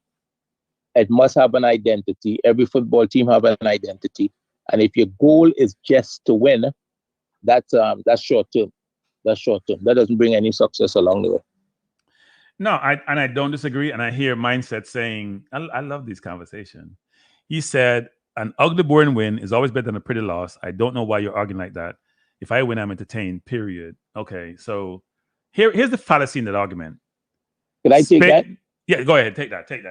Well, the problem with that is he's again making my point. He's talking about something that is okay in a one-off. So you're in a tournament, right? Like the World Cup or whatever, and you happen to squeeze through in a game. You didn't play well. It was ugly. You got to win and they take you through to the next round. But that's not what you expect to provide every game. If that's what you expect to provide every game, you're going to fail because that normally takes a lot more energy than if you have the ball. A lot more energy. If you chase the ball, I watched Nigeria women play Spain the other day. And Nigeria, they had the style of play. They had about 23% possession of the ball. They were good in counter. They had chances. They didn't score. But after about the 70th minute, they got tired, right? And Spain, who had the ball for more than 70% of the time, eventually they put the ball in the back of the net. So that argument, I don't know if he's trying to be funny, but that argument it's a one-off situation. It doesn't have any life. It doesn't have a lifespan. As a matter of fact, it's a very short lifespan. Yeah, I think what people fail to realize is that ball possession teams nowadays, really good ball possession teams that are pleasing on the eyes, are also a dominant football team. Look at Spain, look at Man City, look at Arsenal getting to be, look at a number of those teams. The better teams always probably possess the ball more. People say, well, Real Madrid doesn't. No, Real Madrid possess the ball. When they played Man City, they may not have a lot of the ball. And that's because they can't get the ball off them to get the ball. Right? Most times the team that dominate possessions are a lot of times the better team. There's going to be aberrations and one-off situations, which doesn't align with the norm. But most times the better teams are the ones who are more technical and possess the ball. And frankly, as you're saying after the game, as you're saying, when I have the ball, people, okay, so a lot of people play football, right? Just think about when you play football. When you play football as a player, you don't like to have the ball? What's more fun than seeing the opposition running around you like their heads like chicken without a head, and you dominate the ball, you're enjoying yourself? Why are you playing football? You don't want to have touches. It's boring not to have touches. You may as well not be on the field. You want to be able to express yourself when you have the ball, move into space, control, pass. That's the whole purpose of playing. So when your team makes 700 passes and you made 200 and you lose 2-1 and you say, well, we played deep block and they were a better team than us and No, you have to work to get yourself to be in a good place. And why does Spain, women and men's and junior team dominate possession? There's their principle, it's their philosophy, it's their style of play, and it's what they have done to get there. They have more UEFA licensed pro coaches than any other country by double or triple. Their coaches are well coached. Their footballing philosophy and principles, they have taken what UEFA have, they have improved upon it, they have implemented it, and it's having concrete, tangible results. It's not disputable. Not disputable. It isn't. And look, I think I heard the same conversation that you referenced earlier on. And one of the points that was made in that discussion is that look at Arsenal, right? Look at Arsenal. They have so much possession and yet they didn't win the league. Yeah. But they neglect to mention that City won the league. That dominates possession more than anybody else. Actually. Yep. Yeah. So we make arguments sometimes. Look, quite frankly, to be honest with you, there's a lot of people that talk about the game that it's okay to go and get licensed. I made this point the other day and to study the game or whatever. But if you're not in the trenches day in and day out, right, and testing your ideas about the game and that kind of stuff, I think it's a little bit much to want to opine on something that you probably don't know how to get done or how to make happen. And that's a little bit challenging sometimes. Yeah. Don't disagree. Yeah, we can teach our kids to play football in the region. They're smart kids. We can teach them to play football. We just need the know-how, and the patience. Well, I think the most important thing, you have to teach the coaches how to coach. Well, look, the coaching is not just, as you're saying, it's like every other profession. And we try to take sports out of the real world and say it's not similar. It is similar. There is the academic component, the theory, and there's the practical. You got to be able to do both in the environment, which gives you the best chance to really learn really well, so you can impart that knowledge to the people who need that knowledge. So there's some things that is, for me, that is evident. Ever since I've been talking to coaches in the region or even listening on these platforms, and you listen to coaches, there are words that you don't hear that I believe would make a big difference. On, words like nurturing. It doesn't seem to be part of people's vocabulary, right? You've got to have an environment that is nurturing, right? That educate players, that treat players in a certain way, and you can get more out of them. You can get more out of them, and you can get them to play, to develop a foundation that could stand up in any platform in the world, right? So, and I'm talking about the entire region here, right? We have people dipping in and out and saying they're experts at this, and they're not leaving any evidence in the end that an expert been here. Right. You follow what I'm saying? They're expert. They've been paid. We are hugging them. We are embracing them, and then when they leave, there's no evidence that an expert came by. So here's another question for you. So this is all interesting. So here's another question for you before the game, or after the game, or during the game. Just the game. So let me ask you a question. So we hear that we have in this region, people are getting licensed, right? Coaching license, whether they're getting B, D, C, B, A, and probably gonna go to pro. But here's what I don't understand: who's teaching these people? Are the people teaching them like versed in these subjects? Are they that knowledgeable to really? Because when you look at the UEFA, you see some of those coaches you see there, they have examples. If you go to UEFA's website, they have like what's his name from West Ham? He was at Everton. His name is slipping me now. They have a number of people, coaches, as people they use as their examples of who have achieved stuff, and part of their website, right? To show you. I don't know if they're instructors, but it seems like they are in some respects. So who are these instructors, these experts that's imparting knowledge about football to the individuals that get these licenses? Because we seem to have the mindset that because the theory may be similar, and it's not always the same, because Spain has sort of changed some of that theory, that it will translate itself onto the playing field, and you will just improve the quality of the players. And I don't hear that these coaches are going overseas, for example, to Europe or to South America to help improve and broaden their knowledge. I hear Pep saying I hear someone says Pep spend a whole day with Bielsa, for example, talking football, right? Because your learning got to come from different sources. So talk me through that. So I wouldn't challenge who the instructors are. What I would say is coaching education is a good thing, right? We're not gonna it does provide some formal education, some formal information into what coaching is about, right? Whether that's 10, 20%, 25%, whatever the case may be. But what I would say, people like to often use Pep, right? Pep is not Pep, or he's not having the success that he's having because he have a UEFA Pro license. If that was the case, they would have more of him in Europe and around the world. He is who he is because I believe because of his experience at La Masia as a young player, what he's learned there, his experience as a player at Barcelona, his experience being mentored by Cruyff, the time he spent with El Loco, and then he leaves Europe and he goes down into Chile and all those places and spend time with these guys because these guys know what they're doing, right? And all of that is informal, right? And that is what I think instructs what he does today, informs what he does today. I don't think it's because he has a UEFA Pro license. Does it play a role? Yes, it plays a role because it allows him to be able to coach in the space that he's coaching in.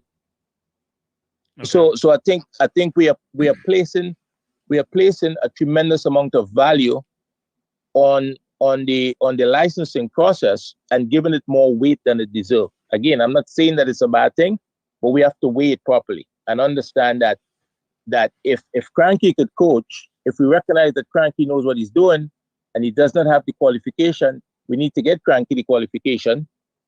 We need to redirect him. Say you need to get this so that we can utilize him. So as opposed to saying, well, because Kranky went and get the license, all of a sudden he's qualified to coach a national team when Kranky himself does not know if his ideas about the game work. And the only how you're going to know if your ideas about the game work with everybody who talks about football is if you're going to the pitch every evening, implementing them on game day and looking at the results. Okay. It's the only how. There's no other way to know if your ideas work as a coach. Right. Okay. Got it. I think we setting ourselves up for failure in the end. Yeah, don't disagree. Hope people like yourself can help to make some change. We'll see what happens. Well, that's a different story by itself because, a conversation like this may rub some people the wrong way. They may not like that, Well, they just need to get over it and get over themselves. Yeah, they want you to be disciples. They just want you to follow down their path. When we look around, I just listed Spain's success. You can follow that. Hey, Andre, I play football for a lot of years. I've never got 9-0. Never, never in my entire football life I got 9-0 in a game. In fact, knowing me and my temperament, I walk off the field. After 6, I'm done. I think I got 6 one time. I got 6 in the Bronx one time. I shouldn't say that. I got 6. And actually, the sixth goal was scored if one of the players ducked out the wall. And that's how bad it was. It's like, you know what? 6 is it. We're done. We're done. I'm not taking 9. Not taking 9. When you get off, Barcelona is going to play Man City this evening. You probably should enjoy some of that. No, I have a 9 o'clock show, a 9 to 10 o'clock show. You know, I ain't going to get a chance to enjoy that. Unless it's out west they're playing, then I'll be able to watch it. No, but this is I mean, these conversations are good, and people always encourage people to think about what they saying before they say it. But I think it applies to all of us, right? Yep. Agreed. And but I think it's when you have an opinion, you're in a safer space if your opinion is based on your experience or what is actually factual, you know. And we can't in football. It's very difficult to apply experience if you haven't been in the mixer, so to speak. Yeah, totally agree, sir. Thank you, Mr. After the Game. Appreciate your call. All right, no worries. All right. All right, take care. All right, bye-bye. That was Mr. After the Game. Akova, let me just say this. You know what, people? I'm so sorry I was on the call yesterday. I had some personal matter. You know, my nephew's here from Jamaica with me, and I had to. I'm just talking personal issues here. Run around I want to be on the call, but I'm trying to get a school for him, and I'm so mad I didn't make the call yesterday. Seriously, because that's a great question you're asking. Like, what? We give some third-party exclusive rights to Adidas deal where they're selling our merchandise? Like what are we talking about? You know what? Did anybody ask any question about that? I'll call for 89. I'm curious. You know my frustration is people in some of these news conferences too. People are not asking the right questions. I'm sorry, they're not asking the right questions.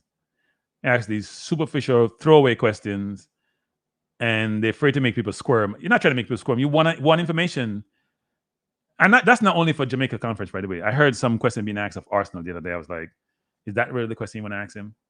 Like, why don't you just go shake his hand and hug him? You want to ask a question like, are you going to be a center forward? We haven't won the league in XYZ. We need a center forward. You're going to buy one. Or what? What are you doing? That's a question. Here's a question, Alcova 89. Why would any organization give away exclusive rights to their merchandising rights to a third party? Why would you do that? They need to explain that. Seriously, they need to explain that. US Edge, Guatemala 1-0. That doesn't look good. TikTok. I don't know TikTok. You can drop it. Maybe it's in the chat. You can respond to you. TikTok. Glad you're here. So TikTok, how do you defend because I know you always defend the JFF TikTok. I've seen you on these forums forever, at least since I've been on these forums. Please explain the 15 love we got in 3 games in the under 20. What are your rational excuses? Why don't I see any accountability for people in charge about this? I'm curious. Please tell me. I'm looking for your answer, TikTok. You can call into TikTok. You don't call in, because if you call in, we're going to know who you are. But you can drop your response in the chat. I'm curious. And don't tell me anything about it's a learning experience, because it's a hard way to learn. I saw something from Mindset about my thumbnail. Hey, Mindset. So I do my thumbnail 2 ways. I do them using AI, and I do them manually. For the Olympics one, I already did one manually the day before. I went shortcut and did AI. Nobody's winning in that race. The race is not finished. You don't know. Somebody could be leading and not winning. Something that you're talking about. But the JFF one, I did a combination of AI and manual to make sure the JFF person was at the top of the tree in the hierarchy, to show they're looking down on everything. They own it. Right? They own it. They can't go high. They need to be accountable and come talk to the people, the football audience, the stakeholders about why we were so atrocious in the under 20 and why Guatemala losing 1-0 in the US when we got 9. Like, sometimes things are not equivalent, but they need to explain. Yeah, I thought about that, but it's kind of a little bit dated. Alcova, I did start to listen to it, but I was so busy. You know, I don't think people realize how much effort these things take to have 2 channels, and Balance View even take more time than this channel, because on Balance View I try to play recordings, and I have to go in and do all sort of stuff to get my recordings. So I try to play more recordings actually than just speak. But it does take a lot of time. So I'm gonna have to over the weekend I'll listen to it. It'd be a little bit much more too dated to come back and talk about it. But I try to put some sense out of the nonsense. Alcover said, no one asks, honestly, no disrespect to the new media, but yesterday was proof that this is an issue. I think I only heard new media asking questions. Yeah. The question should be asked as to, it's a money question, right? Jamaica merchandise sell like hotcakes. Arsenal sell Jamaica merchandise, have Jamaica theme last year, and it sell like hotcakes. Our merchandise fly off the shelf. Why wouldn't we want to control that? Why would you want a third party to control it? That's amazing. I don't understand. Doesn't make any sense to me. But maybe I'm not that smart. See, that's the thing. We know people in the JFF are the smartest. We're not as smart as they are. So maybe they have a rationale why this is the case. When I heard someone saying something about Ravel being busy, can you tell me? I had heard a story about Ravel. Was it last year or early this year? That situation about the Mount Pleasant situation, I did hear about that a long time ago. I think there's more to that story that I heard than what was disseminated, but it didn't work out. So my hope is that Ravel I don't know. We can talk about Ravel. Ravel is just a different person. Just a different person. He needs to just get his act together. And he's passing his prime. Well, he's past his prime. I don't know if it's going to get any better. I think Devon is also TikTok. Don't hide TikTok. Okay. So we go get to TikTok comment. TikTok came back. We go to his comment. Let me just jump on this one. Reggae Boy Central says, personally, I would have gone for a coach with a strong philosophy and tactical vision. Kranky, Benitez, Sanchez. 90% JFF coaching search. I'm going to go to that next, people. And I'm running out of time because this finishes at 8. And I have to finish at 8 because my other channel starts at 9 p.m. And I have that in between to do some stuff before I start my 9 p.m. show. Not bad names, actually. I think Benitez has run his course. Sanchez, not bad. Decent names, but I want a Spanish coach. And don't ask me for a name. I don't have one, but I want a Spanish coach. TikTok will come back, Devon. I think TikTok came back. TikTok, Spain's Reggae Boy Central says Spain is by far the most successful program at the international level in the last decade, and that hardly has to do with coaching. Yes, tons to do with coaching. And by the way, they're not speedsters like we are, physically strong, powerful, like we like to hear from certain persons, supposedly football gods in Jamaica, that tells us about our physical attributes and how those attributes translate to the athletic arena and how we should dominate and will dominate. And we go overseas and we played the Aston Villas and we played these other teams and we give them 5 and 6. And then we see the same people and go get 9 love madness nonsense. TikTok says, bad crop of players, Kranky. You said you weren't going to pay them any attention, but you know that their negative mannerism and non-composure. Can you tell which players are afraid?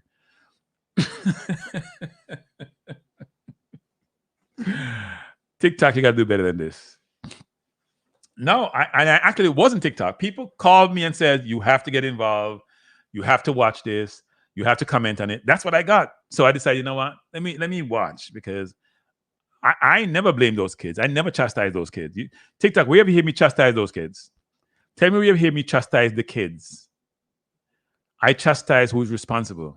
Kids don't pick themselves. Kids don't coach themselves. Kids don't make travel arrangements for themselves. Kids don't just go to the game the day before the game. That's not the kids. They're kids. And the adults are the one in charge of them making decisions. So if you beat anybody, if I beat the adult, them. Bad crop of players. Those are our best players, TikTok. So TikTok, are you saying those are not our best players? TikTok, let me hear you, TikTok. Are you saying those are not our best under 20 players? Is that what you're saying, TikTok? If you're saying it's a bad crop, I don't understand.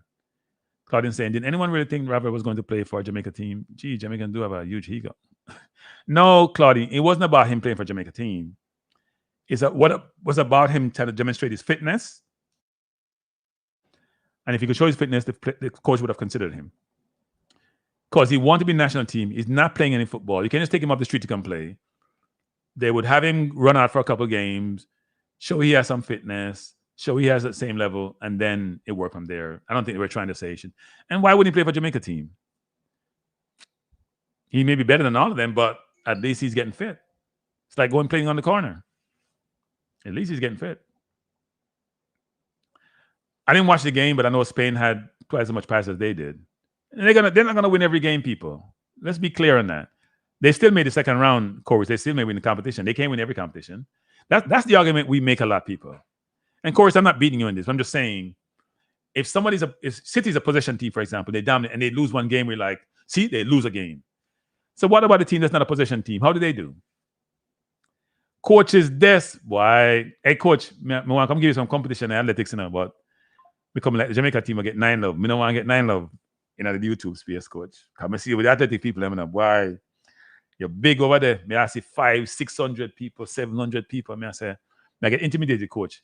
I want to venture in this space, but I don't know if you get in there. So you ever give me some lesson? I know you probably have classes on Sundays early. I'll come to class, okay?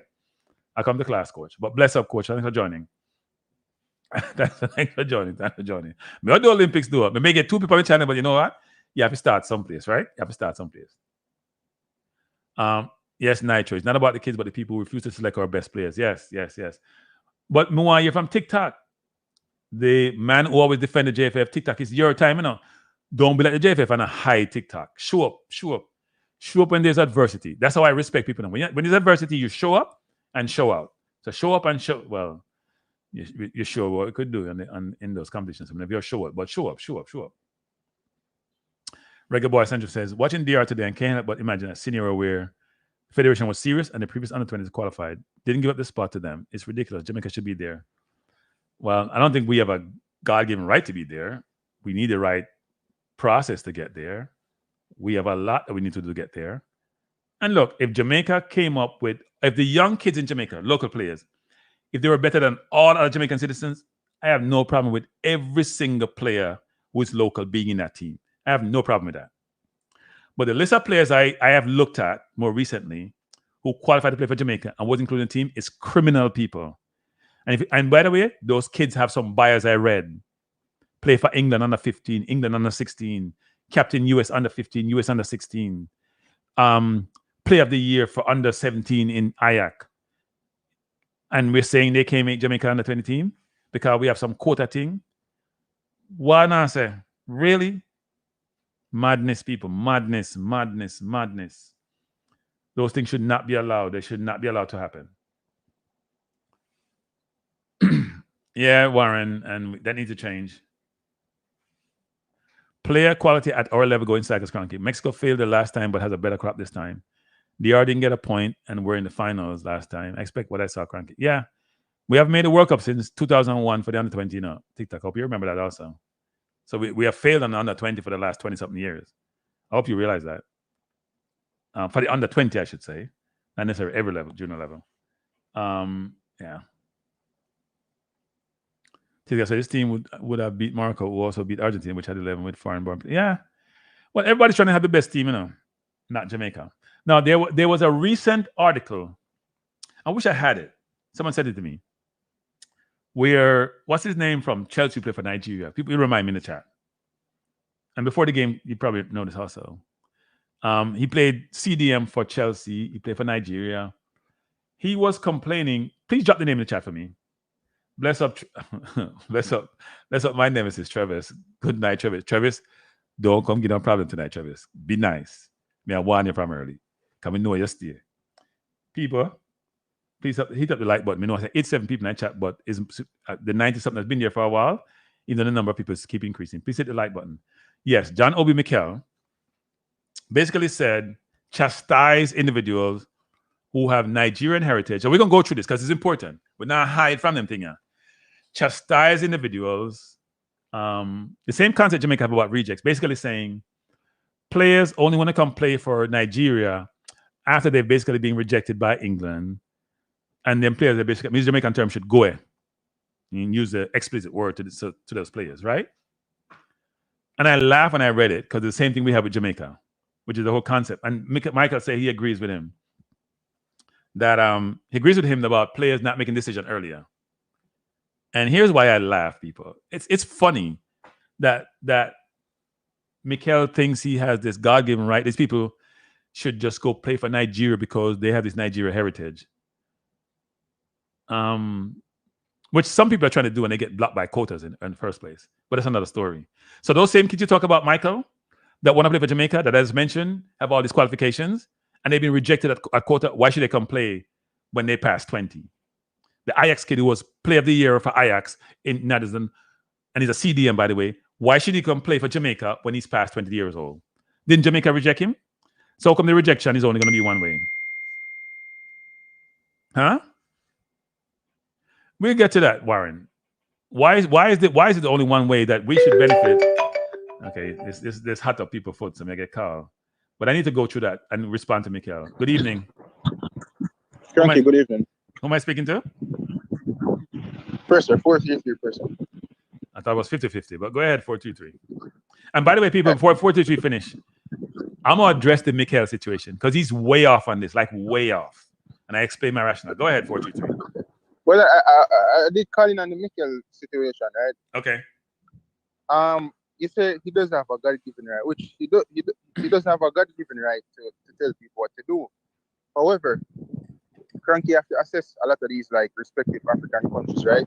Why is it that whenever these respective nations are on the brink of qualifying for a World Cup or any other major international tournament, which more than likely it is the World Cup, most of these like English-born players with heritage from elsewhere can play in that competition? Why is it that whenever these countries qualify and they're on the cusp of playing in that tournament, all these players start to run to represent that country? 433, back up.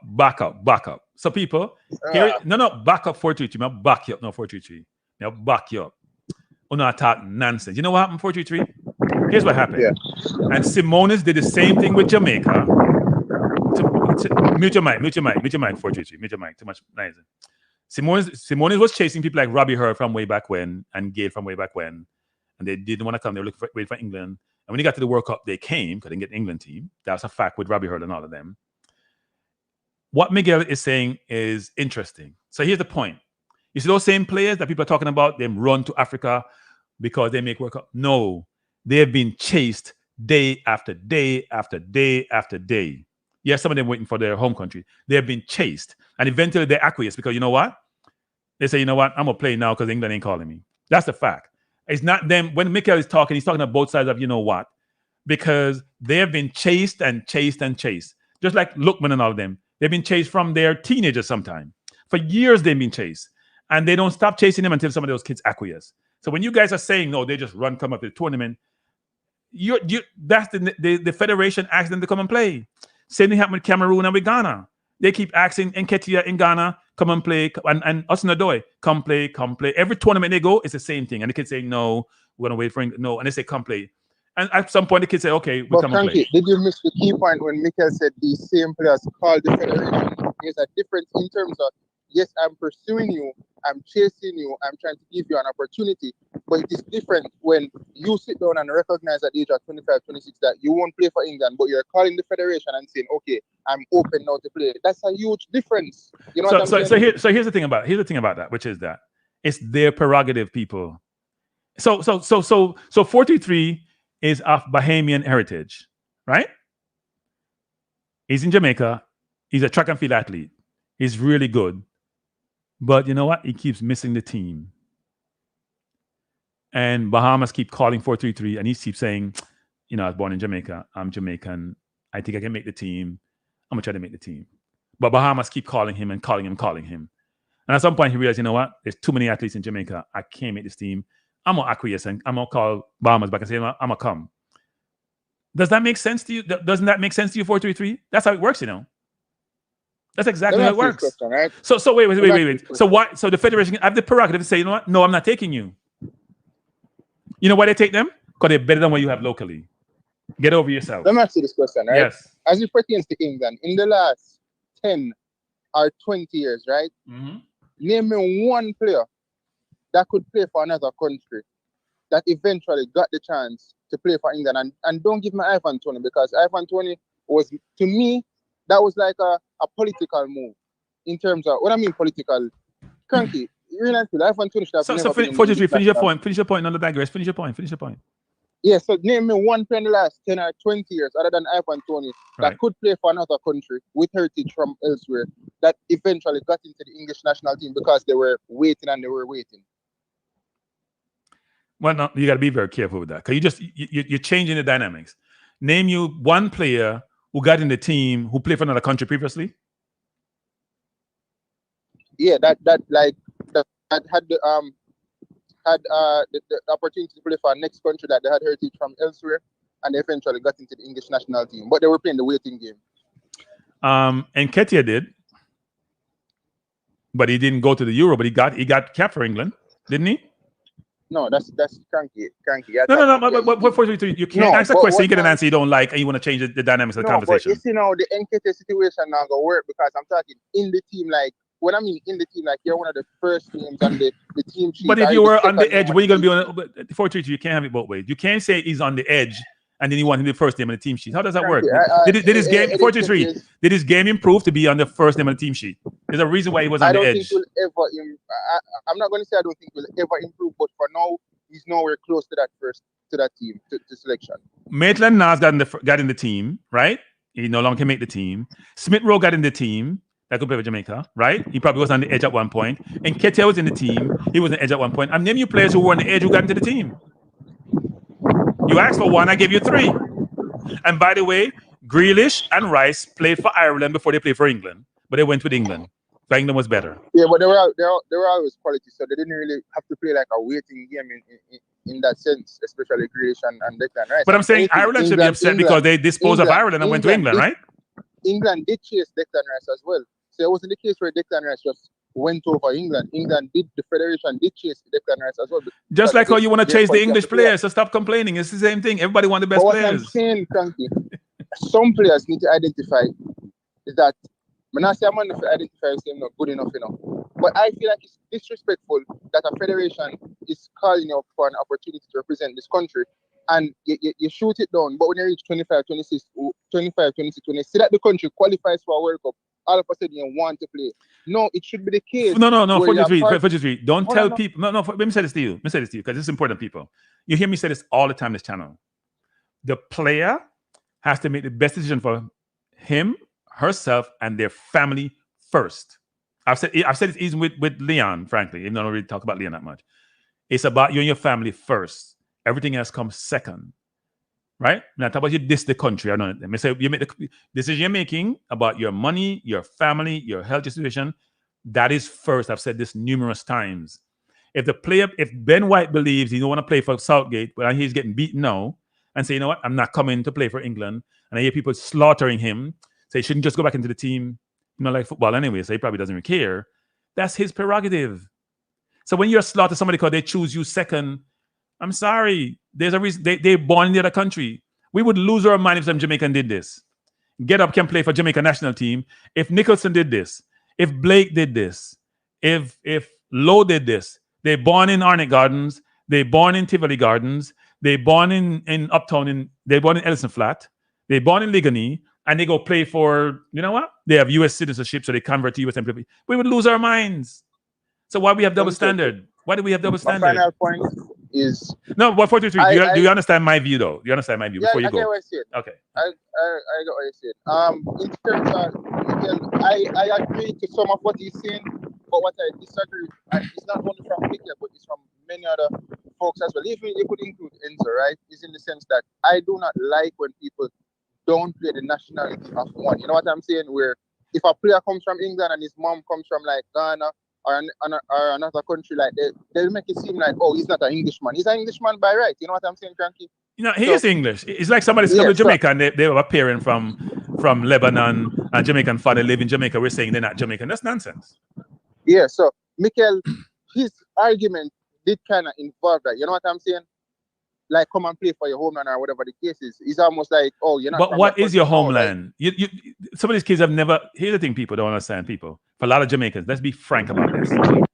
A lot of the time, the kids' fathers are Jamaicans, and they never meet them father in their life. They never been to Jamaica. They only know England, and we want them to come play for Jamaica. Because why? Because we want them to come play because they're good players. Like, get real. Like, that's not how life works. Now, if the kid decided to become a Jamaican citizen, I want to play for Jamaica, and they're good enough, and they're citizens, they should play if they're good enough. And we still have our own quota to say, you know what? Even some more good enough, we can't have it just our way, people. We can't have a system where they should dish their own country, come play for us. But then if they're a certain age, we say you can't come play for us because you don't meet the threshold of what a citizen looks like. Like, we want everything in our favor. We want nothing to be adverse to us. We want everything in our favor. How can that be right? Let's be fair. Come on. I understand what Mikel is saying, but Mikel has to understand that he's talking from a Nigeria perspective. He's not looking at the big picture. And to help Jamaica's cause as well, I don't know if you brought up Kranky or was somebody else, think Mannings or so, but the quota system from early, you know, like, I guess you have a lot of these players that would like to represent Jamaica, but, you know, when we kind of reject them from early with a quota system, then, I mean, when they get in the early 20s or mid 20s, you know, there's nothing enticing to them to really play for Jamaica, when they could have played like earlier at the under 20 level, etc. And, you know, they could have just make a natural progression straight through. You know what I'm saying? So I guess as a country and our development in football, in terms of having some of the best players, that's not helping us as well. You know what I'm saying? So until we get rid of that, then we obviously have to use what we currently have. You know. So yep. Pick up yourself, Frank. All right. Thanks for calling. 423-5050. Yeah. What's the other name? I know there's like 4 or 5 of them. Simon John, but in kind of behind the scenes right now, so I'm not using. All right. Bless up. Thanks for calling. All right. So TikTok.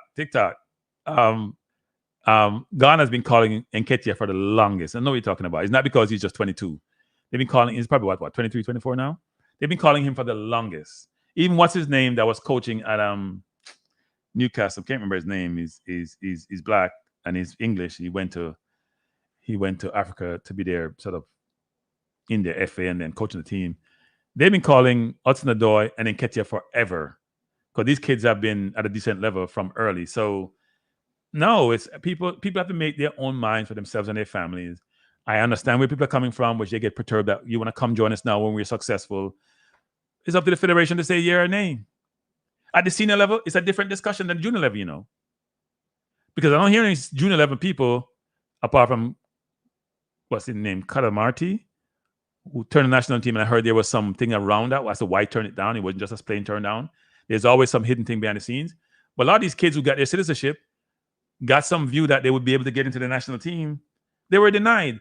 So those 10, 12 players, people who were denied to participate in the team that went to Concacaf, and were good enough to come, how should they feel? How should they feel about Jamaica and the national team when they get older? Should they then say, I'm never going to come back to Jamaica? Or you want them to come back because we want them to come back and it pleases you and what your desires are? How is that okay? Chris Houghton. Thanks, Brian. Yeah, Chris Houghton went there. Yes. He's been pressuring some of the English players to come play for Ghana forever, and some just decide they're going to. And sometimes the kids don't want to fly to Africa. They don't want to fly to the Caribbean. They don't want to fly 9 hours after they're tired and back and forth and then not appreciate it. They got to fly coach or fly economy. They don't want to do that. I know we talk about business class. Some kids just don't want to play. If it's not England, they don't want to play. They don't know Jamaica. They don't know Ghana. They don't know Cameroon. They don't know Nigeria. And we want to beat them up.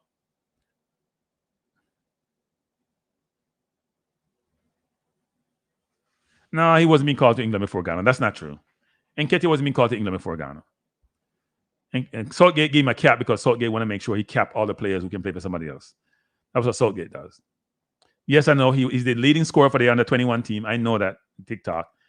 But Ghana was calling him for a long time ago. Hudson-Odoi was being called a long time ago from his Chelsea days before he got the bad injury. No, they've been called a long time ago. Yeah, I mean, and we calling them reject. Like, who reject them? We need them. We call them rejects. Reject for who?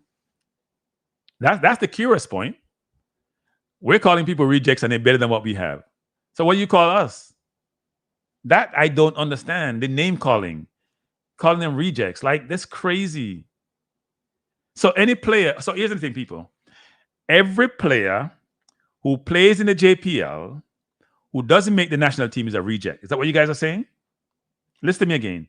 Every single player who plays in the JPL, and let's say they have an ability to play for another country, all of them are rejects because they didn't make the national team. That perspective, that mindset, that view is just warped and crazy. Like, we have to do better. We need to do better. We have to do better, people. Calling people these names is crazy. They're rejects. Wow. It's only so much people can make the national team, you know. They have over 400 players in the JPL. England have to have 8 players in there from each team, right? So that's over 160. And there's more players than that. And some players at UK, even though not a ton. And you only have 20-something spots. Everybody can't play. And there are more players coming through year after year after year. Everybody can't play. But the whole concept of rejects is just it's a disgusting term. Say by disgusting people. I know some of you are going to like that. It's a disgusting term used by disgusting people. Hold on to that. Because you like to call names. So here is a name for you. If you call them reject, you're disgusting. Let's see how you like being called a name. Good evening. Hey, Kranky, what go on? Fatal there, you know? I'm doing well, Fatal. How are you doing? What do you like to say? 3-piece. Mainly about the under 20 thing. I mean, we see say it's a fail already. The main thing we kind of concentrate on, like I said, from an administration point of view, the likes of the technical director. You know, we have a technical director. We do? No, who is the technical director? Downswell. You sure he's the director? Or are we just the executor? You sure he's the director? You can check and verify, but I tell you, he is the technical director. He's been there for a while now. And if I'm not mistaken, a part of him, his job is to, you know, obtain like a philosophy, maybe not necessarily a style of play, but a philosophy, basically certain requirements where they probably want the coach to do, or some communication through that perspective. I'm going to stop you, GJ. I'm going to stop you. Didn't you hear the head of the technical committee said we are flexible, that we don't have a style up, we don't have a philosophy, we're flexible. You didn't hear that? Yeah, I'm hearing, but then how are you going to hack the director who reports into the technical committee if we have some style of play when we're flexible style that we utilize? Come on, DJ, man. All right, what may I try to say, for example, what am I doing in a as fiend job? We not see. Like I said, most people probably don't even know him. They probably say, "Oh, that are who him." So are them not even know? Say him active in that job. FIFA pay this man in my boss, and it's like, me not understand how some of them people are sit down and I get money. No disrespect, but they are getting paid, and are who are get paid and not do them job. You understand? DJ, you know if people have eaten food, right? But that we have to realize, you know, we're in a space where we can basically call out these people, bring more awareness, and create more uproar, and make these people either get up off of the chair them when them sit down going for 30 years, and realize, all right, I have to go do some work, and realize that people are calling them out and say, yo, we know say you run this, so I don't know. You need to come out of the bush now. You understand? You can't, like you said, we can't have a team get 15 love. And nothing is done about it. Everybody back to work as regular. No head, no rule. We can't look on the coach and say, yo, the coach fault, because we see when the coach came in. Everybody see this was going down the road that it wasn't going to be a good looking at. Basically from this, all right, think about it. That lady were the manager. Remember, said she submitted a wrong, didn't she submit a wrong squad? DJ. People. You hear DJ Peter saying, the lady submitted the wrong squad. Why are we always blaming the people downstream for things which are come from the top of the house? No, but right? Wait, people, think about it. Why do people think that we're also naive and don't have any sense?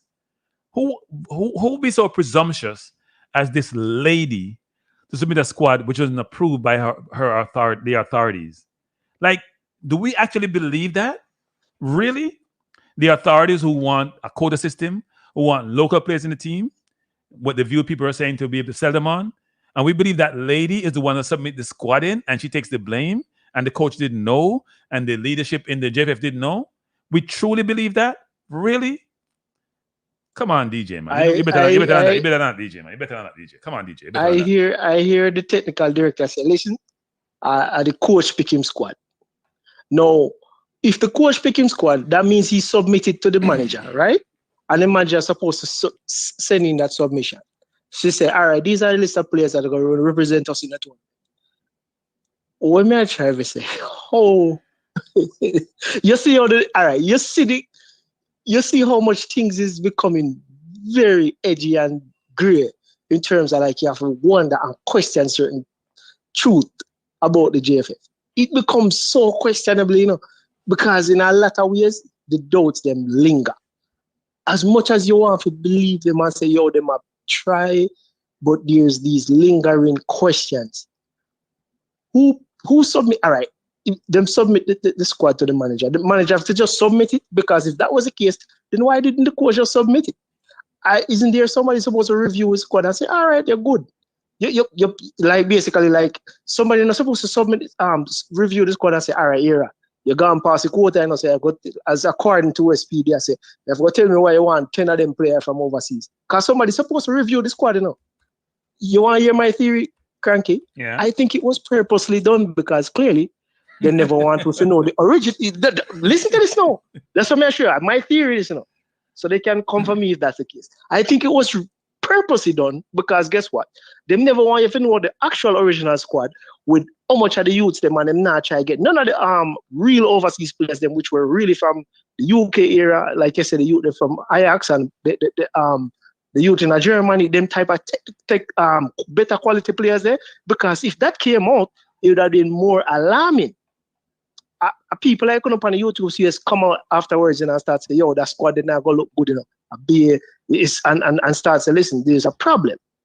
So clearly, to me, it was like a sham move, or I could say a decoy for the real deal, which was this squad that came out now and get 50. Because they never wanted everybody to realize, say, listen, we are uphold a quota, like you say, it's a eat a food mentality. We want, and according to what I've heard in terms of resources, our research, most of the players them what they are playing for with them don't they're in the Premier League, but them they on the bench, them they even get a play, them even get a look at most of the ones that are in the local league. Most of them. Anybody want to challenge that can clarify for me. Okay. Isn't it? That is a big problem. So I already tell you, they said the youth them are really active in the Premier League. So them not getting a Premier League experience. Yes, them they on paper we say, yeah, them they fair Premier League team, but have just high school football in the player. So already I tell you, the youth are not prepared. Them not have enough time. Them not playing no ball, and them go up get some real professionals. Like I said, when you see even how the Cuban team, Cuba, we can't tell the last time when Cuba run past it. I think man, them would have killed it. I mean, it was just serious disappointment, my bro. Somebody had to rule. How the JFF now? That's why them have to hide and talking them kill, you know. How basically, you know, somebody can really come out now. We know say the technical director normally in brave enough and come out. But how somebody can really come out now and come say, yo, yeah man, everything good and whatever, nothing not gonna change. Can you say nothing can be changed? I noticed that the JFF did come out in full force for the press conference, right? That they have what marketing, but then they just disappeared. It's like slip in and slip out. We don't hear any comment about the for a team which just looked totally lost. Everybody there looked lost. The coach them looked lost. The players looked lost. I think even the officials were getting lost with the number of goals being scored. Just pure lost. So I don't know. It's interesting. So you know what's gonna happen? Nothing is gonna happen. We're gonna resume back again as normal, and just basically hope say, yo, we just forget everything. They hope into time will change people's mind and make people forget about it. You understand? They like you say, you mentioned earlier about say a strategy for basically kind of decrease the damage in terms of the bad news. You want to bring out something good to kind of bring down that. Them never have no plan. Them just basically I hope say, yo, everything just not say nothing. Hopefully nobody, you know, make them beat a little bit. I will stay quiet until that, them good. It can't work like that. I don't understand this. And then when we question them about the professionalism, how the JFF are changed, why them not change or not do certain steps, you understand? It's like them basically get deflective and them tell you how much things been running and them been doing certain things and them been and I'm gonna see nothing. It's just all talks. Them would talk, but them can't walk. Yeah, I don't disagree. But DJ, me have to leave you because me have to prepare for my 9 o'clock show. Yeah, man, me have to tune in. I go tune in later. People on the Jump Over the Balance Views channel, if you don't like politics and like Kamala and Trump, we have good conversation over there. So jump over there. So we know someone who just want to talk football. No one even want to talk another sport. But expand your mind and come talk some politics. First of all, people, I want to say thanks everyone for being here. Truly appreciate you being here. And it was a good conversation. And I would love to continue this, but I do have other obligations. And my other channel where we talk politics and we agree to disagree. It's a much more balanced channel because here we're very parochial around our views around football, and we're not budging even when we are all tucked in.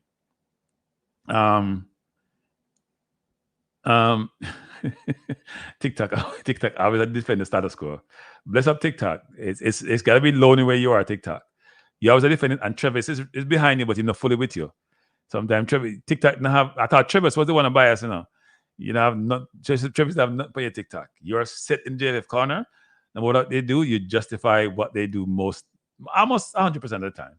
And sometimes it's not justifiable. Bless up Jason Gooner. Jason, you join when I'm leaving. But people, as I said, thanks for being here. I won't be back here tomorrow. I'm doing the watch along for the Arsenal game against Liverpool. So if you're a Liverpool fan, you're Arsenal fan, if you just love football in general, come and join us. I'm back on Thursday. More under 20 because it can't done. And I was supposed to talk about the coaching situation in Jamaica, but they say we never got there because the under 20 always dominate the conversation. Because when you get 9 and 3 burn you bun. So you have to talk about it, right? But let's catch up on Thursday. If you want to join me tomorrow, we can do that. And just as important, let's talk some politics. 9 p.m. Eastern Standard Time. Tonight I'm talking about the attacks that Kamala is feeling from the Trump and the Republicans, and we have a good conversation. All right, people. Bless up Travis, because we know you're ready to start the war right now. But the channel is, I dropped it earlier, you know. Let's see if I can drop it again. So we just drop it again there. Foreign Spider. There's the channel link. You click on the channel. It's called Balance Views. On that channel, I'm known as Mr. Balance. I'm not known as Kranky. So don't call me not Kranky on the channel because I'm not Kranky in that channel. I'm much more balanced in my perspective, except when it comes to electing Trump as president, I'm not balance. But that channel, people, will cover a ton of materials. Next week, I expect to have an attorney on talking about immigration. I'm going to bring some politicians on at some point, but I'm going to wait until, depend upon you guys enough to help grow the channel, grow the viewership. Then I can bring more people on to talk about a number of subjects, whether it's criminal justice, whether it's investing, whether it's politics, whether it's the housing situation, whether it's education. We can go through all those subjects, and I'm going to try to bring guests in at some point, but I'm not bringing them in until the channel gets to a certain level before I do so. So anyway, respect everyone. Thanks for joining. I'm past my 8 p.m. hour. Come back and join me on Balance View at 9 p.m. And we will have some fun on that channel. All right? Peace out.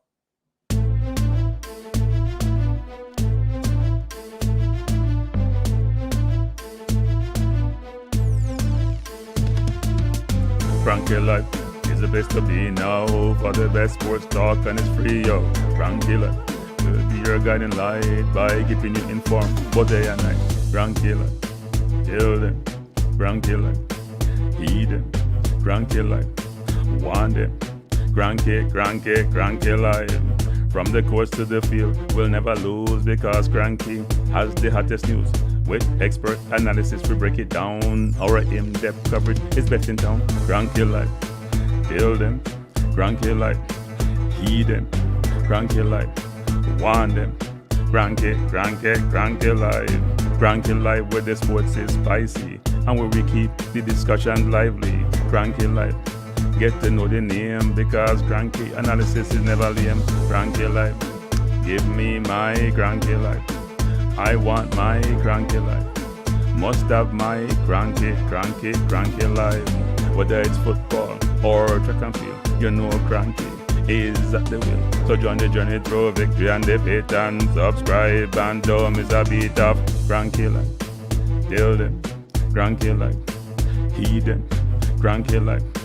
Want them, Kranky life. If you're from England or USA, from Kingston or Bombay, from Kenya or Canada, Lagos or Havana, visit Kranky life. tune into Kranky Life. Like up Kranky Life. Subscribe to Kranky Life. Kranky Life.